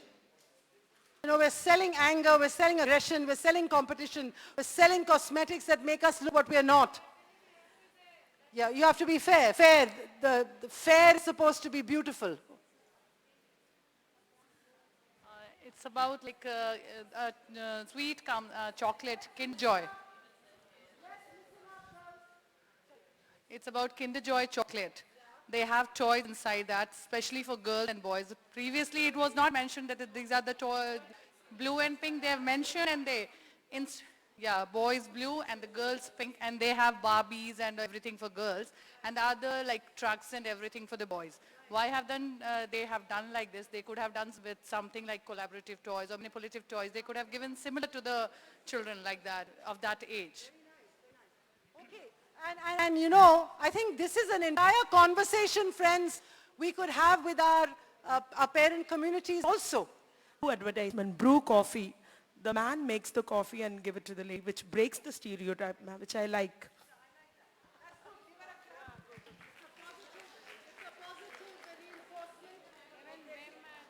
Ma'am, this ad about Complan, yeah. Friends, can we listen to this, please? There is a friend of ours. We'd like you to speak together. There's a friend of ours who talked about, you know, breaking that, for example, a positive reinforcement about a man making coffee for his wife, which was a positive reinforcement. That's what I'm trying to say to you. Some are very positive also. Yeah, so let us look at those positive ones and the ones that upset you. You wanted to say something. Please listen, because it's so important to hear these lovely voices. No, this ad about Complan, I think, if I'm right, this is growing children need extra power. So they will show a overachieving girl, overachieving boy also. The girl will be a beautiful dancer and a badminton player. And the boy will be a nerd who will solve all the maths problems and a football player. Yeah, Complan, right? I used to be funny looking at that. So is it still on? Is it still on? Yeah. Okay. Anybody with any other thing that they feel worried or happy about? Axe perfume where women fall over men if they spray it on them. Women are, like objects all around fall. Right. So here we're looking, so now let's go back. Here we're looking at commodification. We're looking at how people are being objectified and commodified.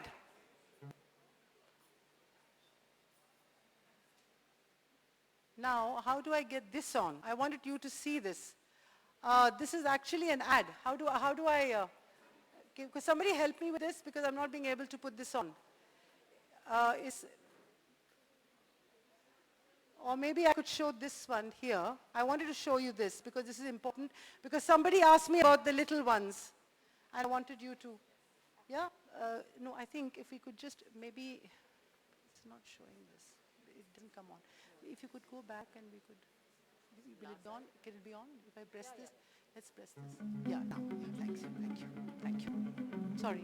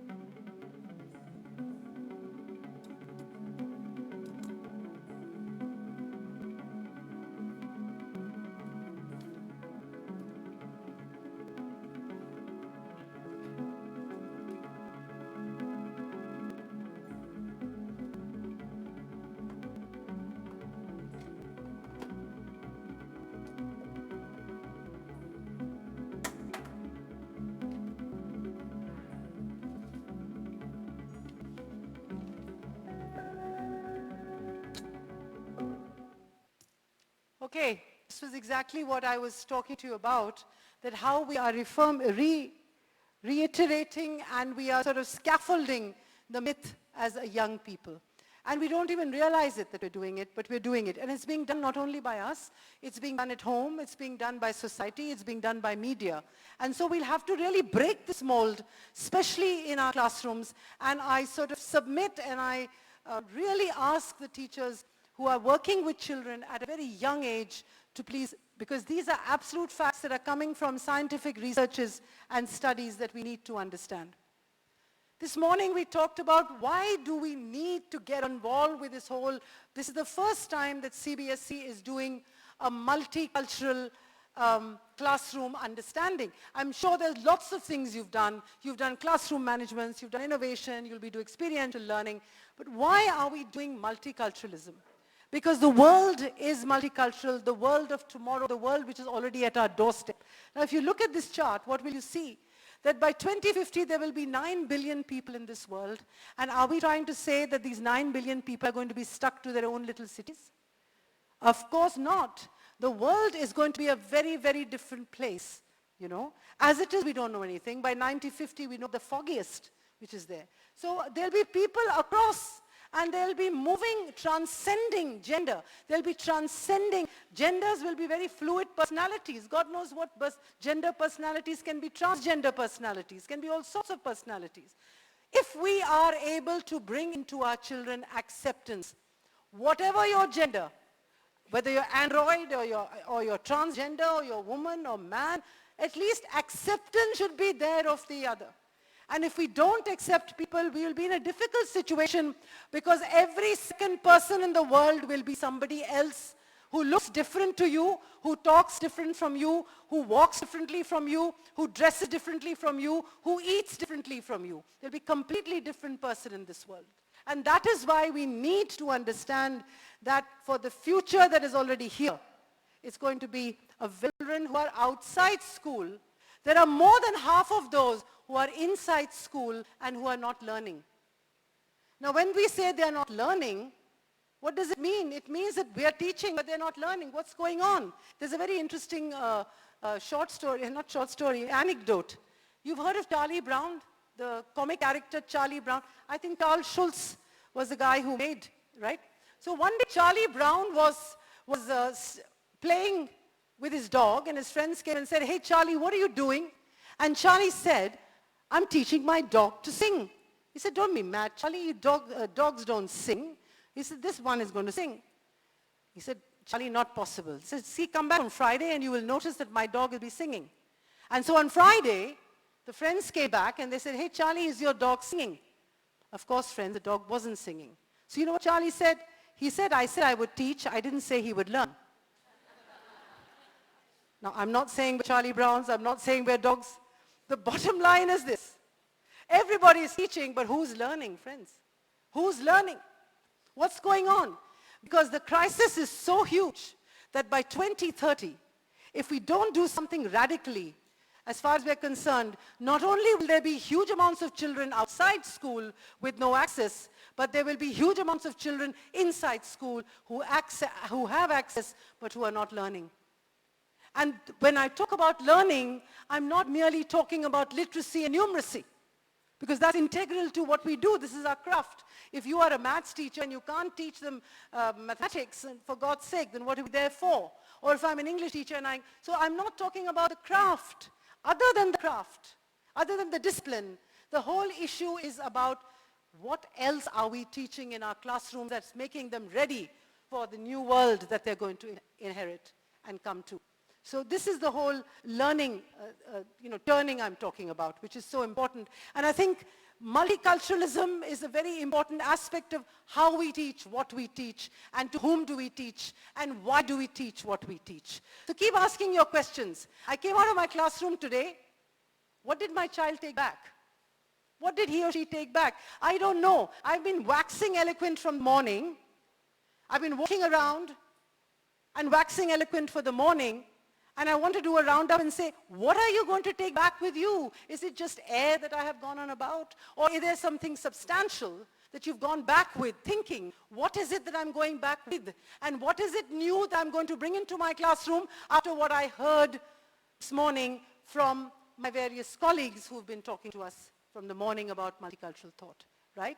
Okay, now, so how do we move? This is an important slide. We should move from uniformity to diversity. At the same time, it's interesting because diversity is many and personalization is one. Do you understand? From standardization to personalization. From dictatorial, authoritative conversations to being democratic in the way we look at people. And from employment to being entrepreneurial.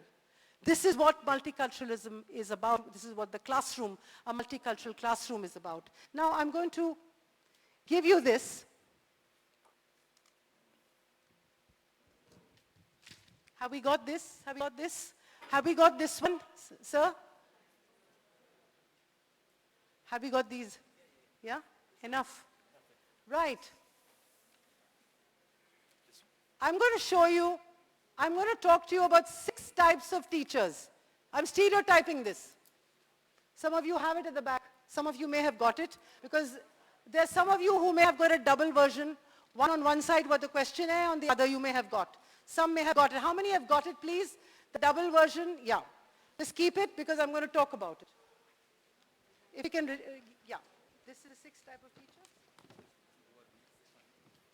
Pardon? Yes, who are the 6 type of teacher? Just us, yeah.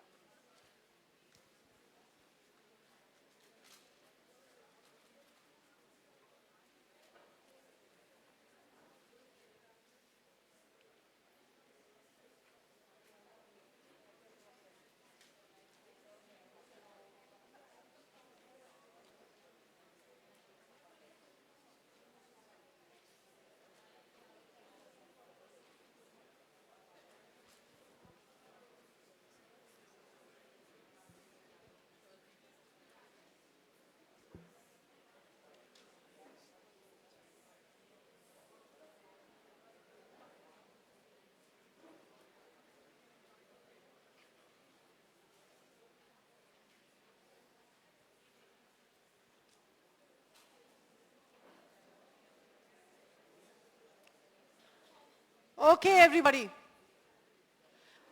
Think about this. There is this study.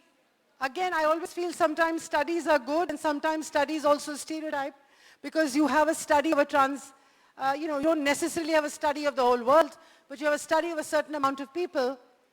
Now, in this study, it says we have several types of teachers. We have teachers who use the same lessons year after year.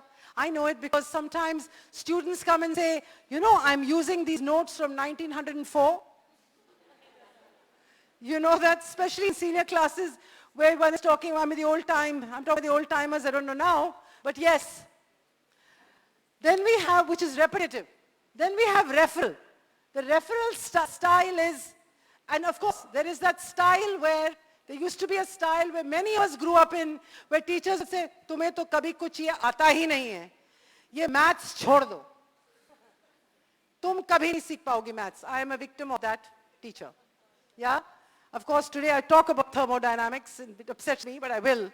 The point is, you have not students who are teaching. Now, this is a very interesting story. You may have heard it.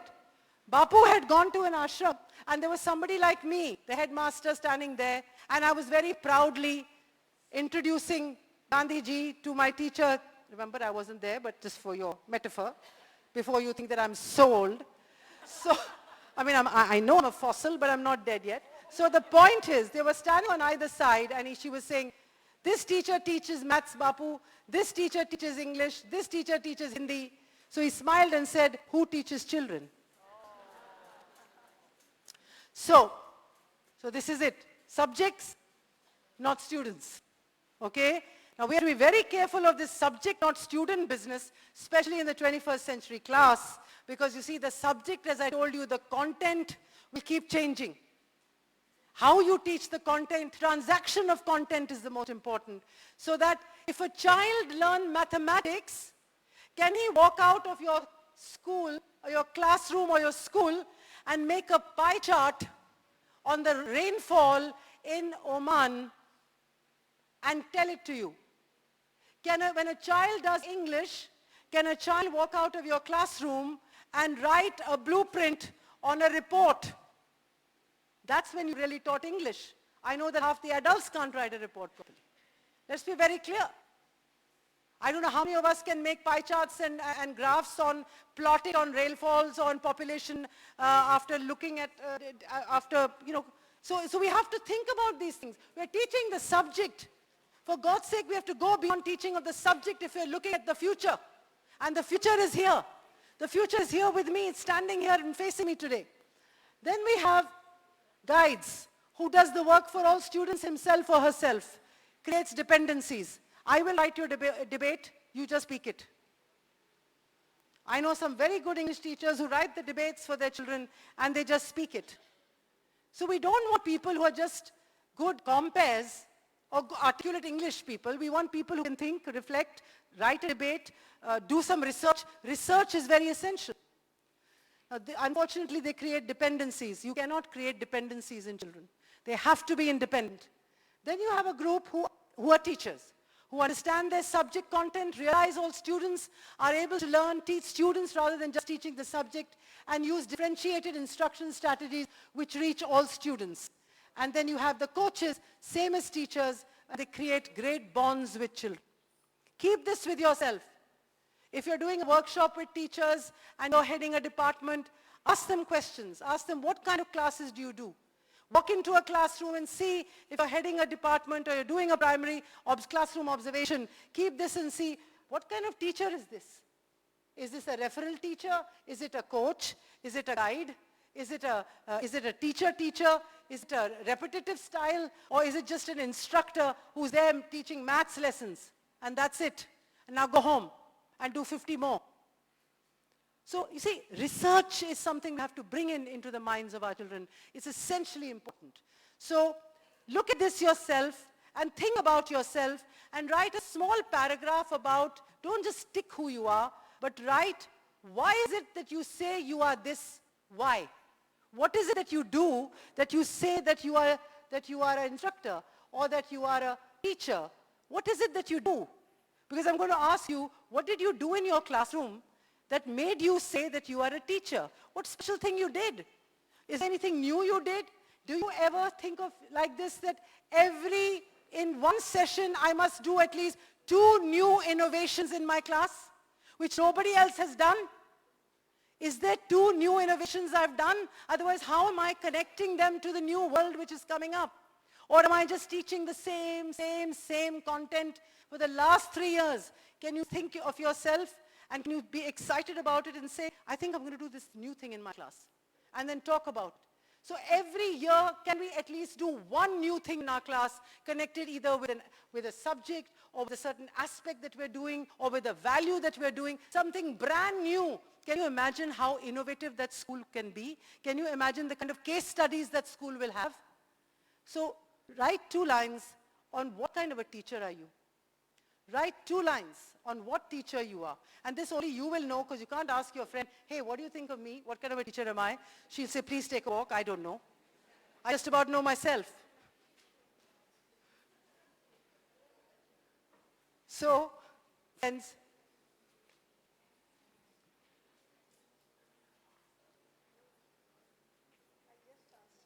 I knew that. I knew that because I preempted you. That's why I'm a sort of long in my years.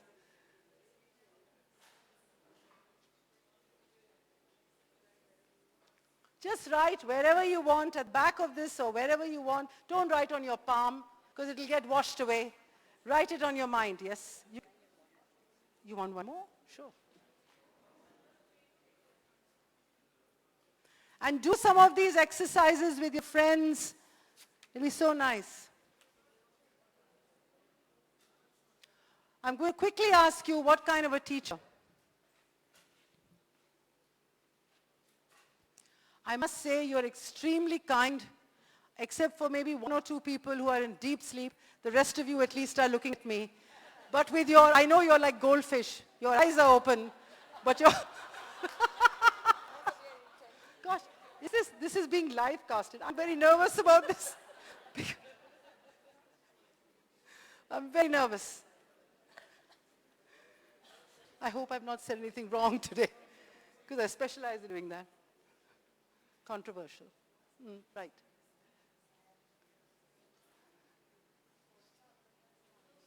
The toughest part of the paper, the MCQ. Okay, so don't look at that MCQ as an MCQ, write a description. You're all teachers, you write a lot, at least you're expected to write a lot. Anybody would like to stand up and describe himself or herself as a teacher? So would you like to try? Okay, he's not written. Anybody would like to describe himself or herself as a teacher?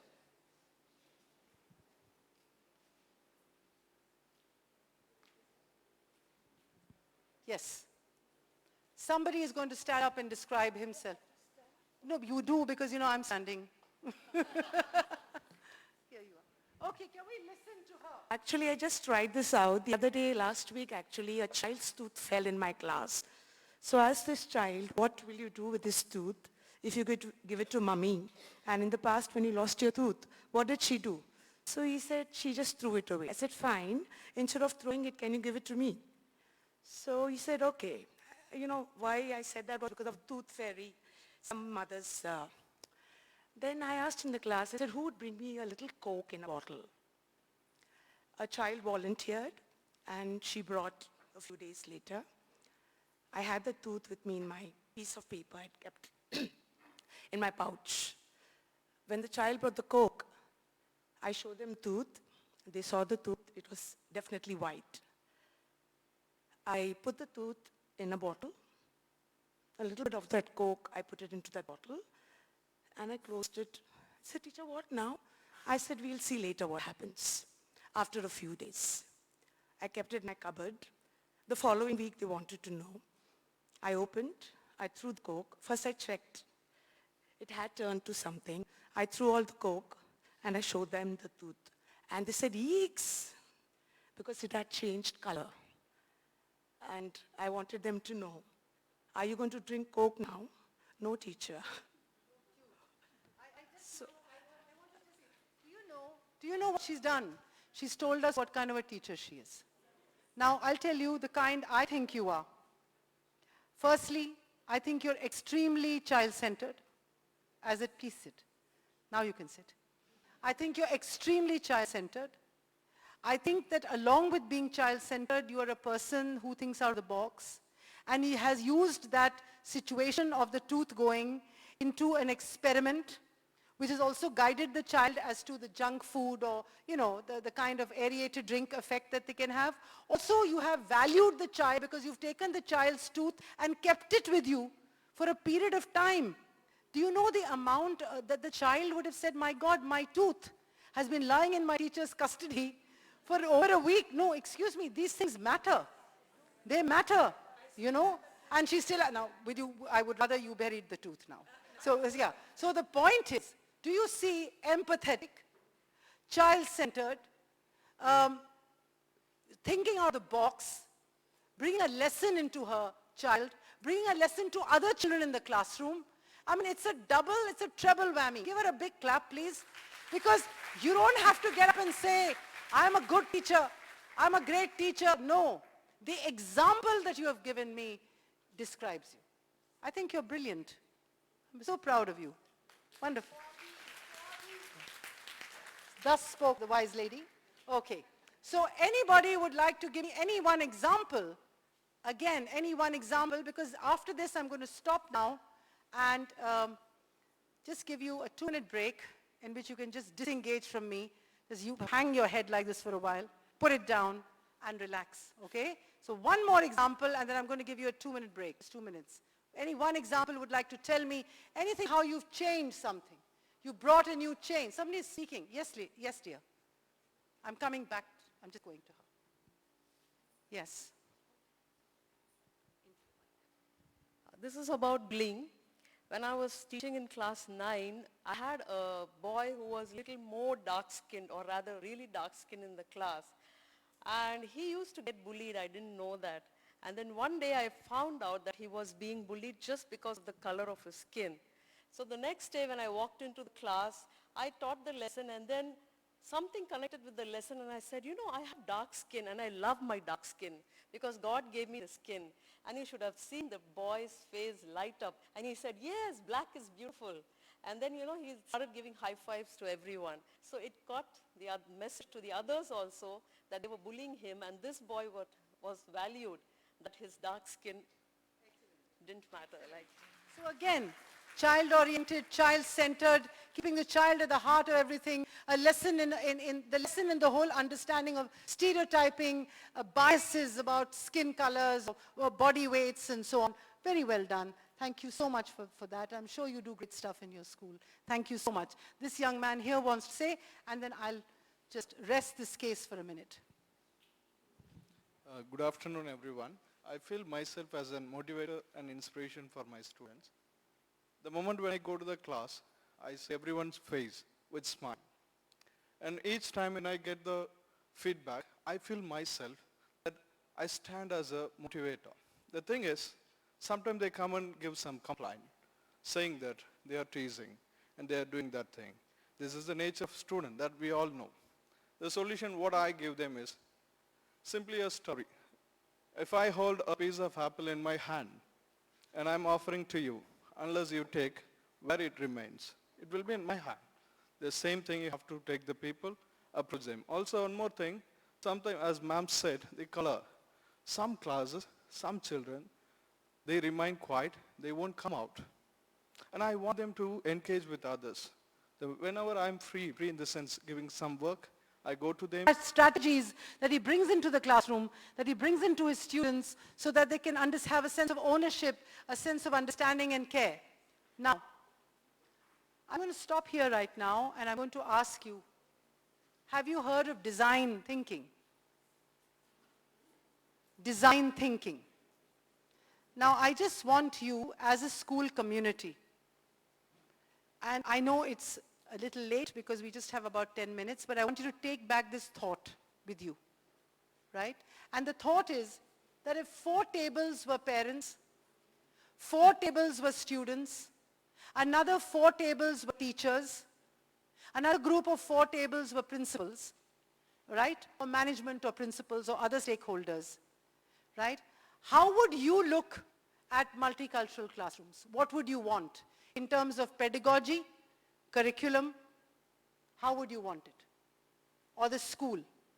So what would, if you were a student, how would you want to look at this is a design thinking model. So if you were a student, what kind of a school would you want that acknowledges you and acknowledges the fact that you are pluralistic in the way you think? Somebody used that word.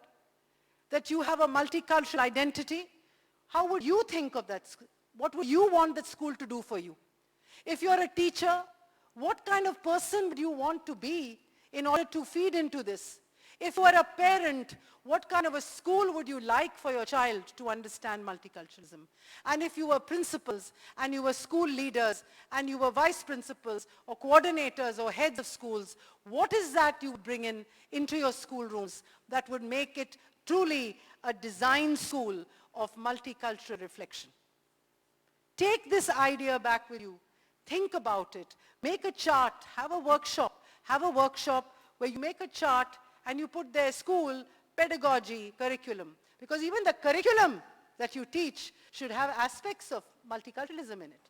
Am I right? And you can easily work on that from nursery to 8th and rework on it from 9th to 12th, even if it's a CBSE school, because CBSE is coming up with all these ideas. CBSE is a highly progressive board, doing fantastic work in inclusion, with internationalism, with different kinds of understanding. So how would you as a design school, because each one of you, you're from 20 schools sitting over here, I gather, so, or whatever number of schools I've been told. So you should, as school communities, create a design where the entire school is multicultural, where there's graffiti in the walls that speak multiculture and diversity, where there is your canteens which talk about it, where there is your teachers that voice it, where your songs are filled with this.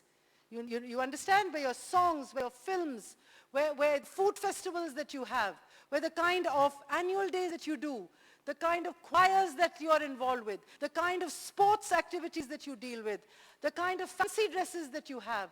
So the whole understanding of diversity, is it integrated into your school?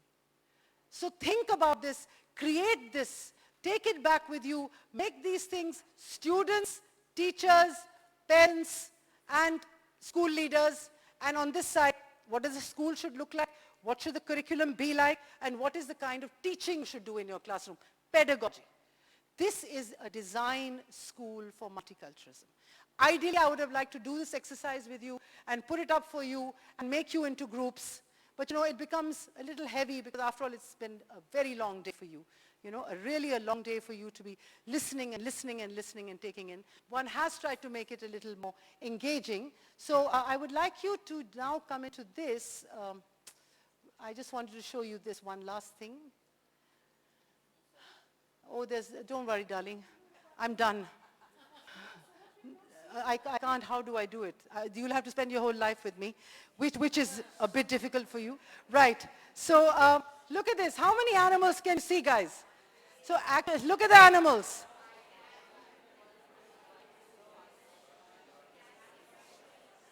What are the animals you can see? Dolphin?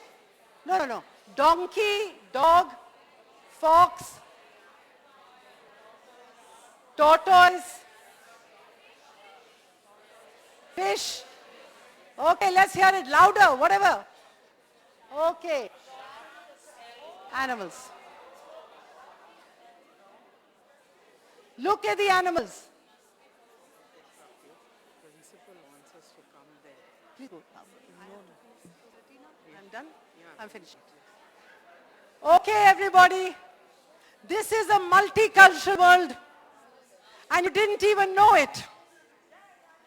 And you didn't even know it.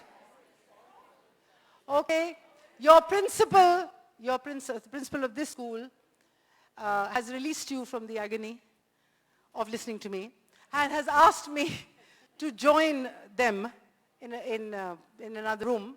And I want to just end by saying that, have you been to Rome? Anybody's been to Rome, R-O-M-E, Rome? Yeah, if you've been to Rome, it's fabulous. There's the Sistine Chapel over there.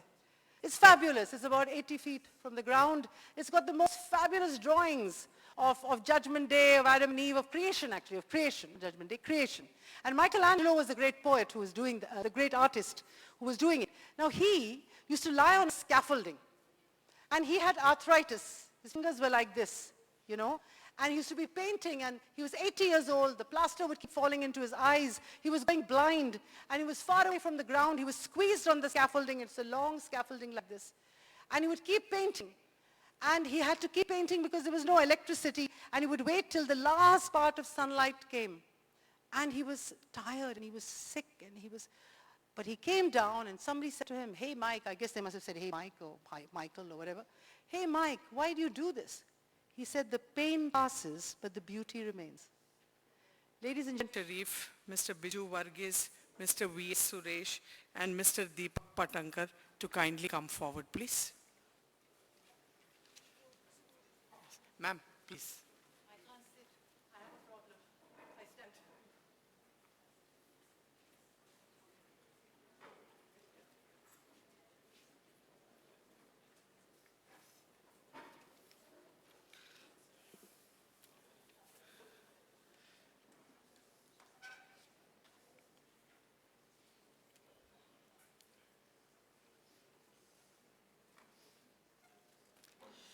At this wonderful juncture, may I request Mr. S.I. Sharif, Principal of Indian School Mulada, to propose the vote of thanks. Sir, please.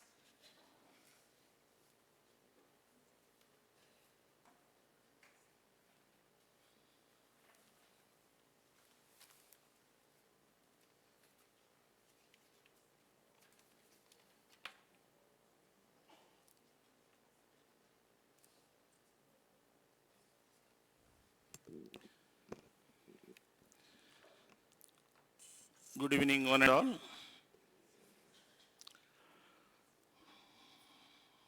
I have given the job of proposing the vote of thanks. So I'll take a little time because I have to express my views and as well your views on this occasion. Respected resource person, Dr. Amita Mullah Vatal, Director Principal, Springdale School, New Delhi. In absentia, Dr. Shweta Singh, Joint Secretary, Academics, Central Board of Secondary Education. Dear principals, vice principals, heads of various departments, my dear teachers from various schools, good evening once again. It's my proud privilege to stand here to propose the vote of thanks at this magnificent venue edified by the graceful presence of such dignified visionaries and luminaries. What we have experienced today is a blending of knowledge and experience to evolve concepts which have been transacted with precision. Our trainer for the day, Dr. Amita Mullah Vatal, is an erudite trainer for the day. She's a person with outstanding knowledge and prowess in the field of study, gained years of dedicated research and experience. The module presented by Madam was very enlightening and priceless, as it would help the teaching fraternity in the Indian schools in Oman to transform and evolve into more dynamic teachers in the years to come. Thank you, ma'am. We are very much enriched. As we are all aware that teaching is our passion, it's our choice, not by chance. It's a noble profession that gives one the opportunity to teach students from different societal backgrounds, communities, classes and races. It provides the easy acquisition of the cultural wealth of students who come from various cultures.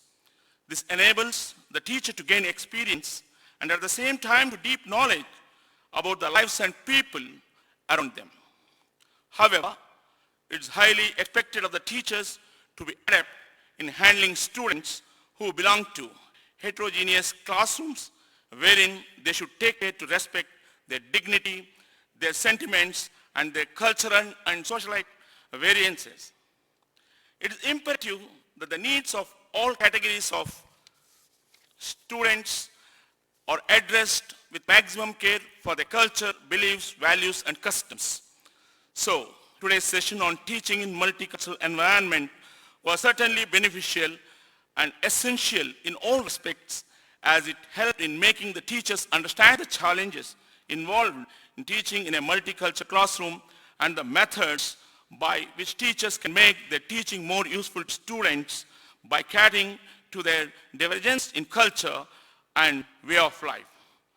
I would like to express our sincere thanks to Madam Amita for the quality time she gifted us and for all those gracious words of wisdom shared with us. Thank you, ma'am. Today is going to be etched as one of the most blessed days in the annals of Indian schools in Oman, with this novel step taken towards improving the teaching caliber and standards among the teachers in Indian schools in Oman. This is a historical moment for all of us, because never before has a program of this magnitude been arranged with such finesse for teachers in Oman, and it is definitely going to set new benchmark for teachers to aim and achieve. Teachers who have gained the valuable insights from the sessions that were held today and going to be held tomorrow will be able to impart the same to those who are unable to attend, and thus spread this new ray of knowledge across all Indian schools in Oman. We are greatly indebted to our Honorable Chairman, Dr. Babysam Samuel, for coming up with such a hallmark program for teachers of Indian schools in Oman, which continue to reflect the immense care and concern he has always shown for the betterment of teaching and learning practices in the Indian school community. We thank our chairman for being our guiding light for the teachers of Indian schools in Oman. We thank you, sir. Let me express my sincere gratitude to Mr. Vinoba MP, Senior Principal and Educational Advisor, Board of Directors, Indian Schools in Oman, the other members of the Board of Directors, and Dr. Alex, Assistant Educational Advisor, for a great initiative taken for arranging this program. I would like to express a special word of thanks to Dr. Rajiv Kumar Chauhan, the Principal of Indian School Muscat, for providing this magnificent venue and excellent hospitality accorded to all attendees. I thank all our well-wishers, friends from ISM and other schools, the hall in charges, technicians, non-teaching staff, and all others who are part of arranging this wonderful program.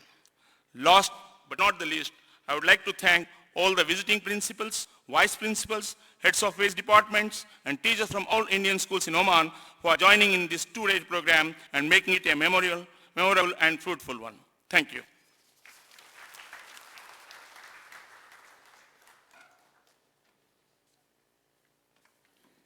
Thank you, sir.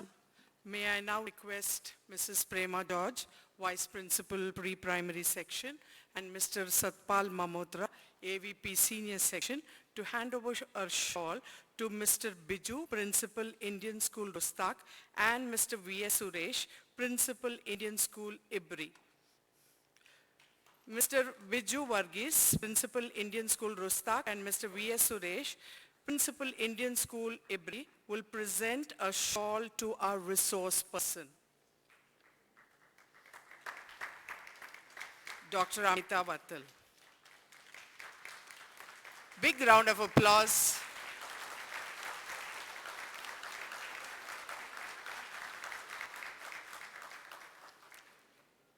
Thank you, sirs. I also request Mr. Deepak Patankar, Principal Indian School Salala, to present a memento to our esteemed trainer.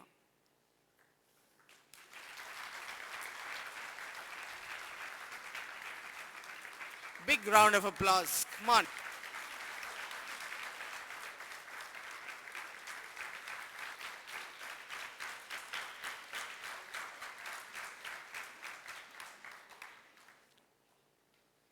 Thank you, sirs. Thank you, ma'am.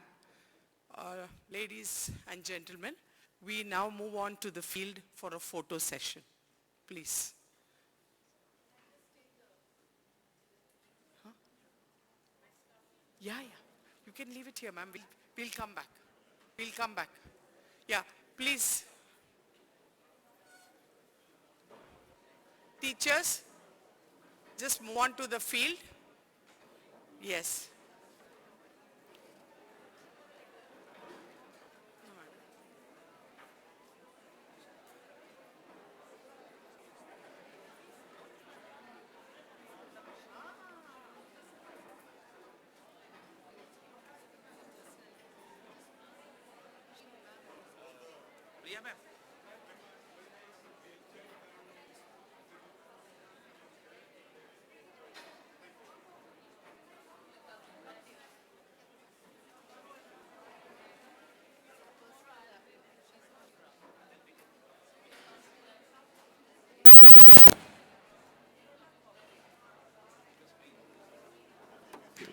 Teachers, please, a humble request, move to the field.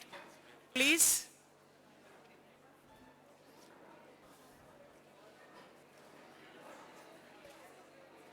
All teachers at the back, please.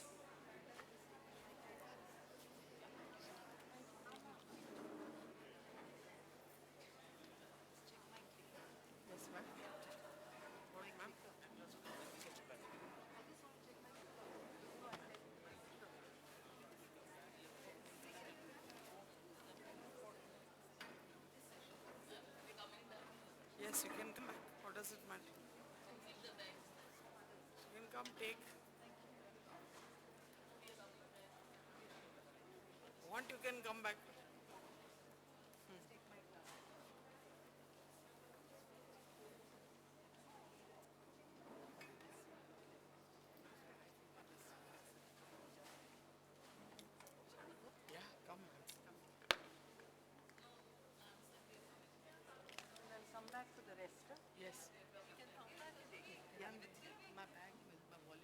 No, no, wallet. My passport's in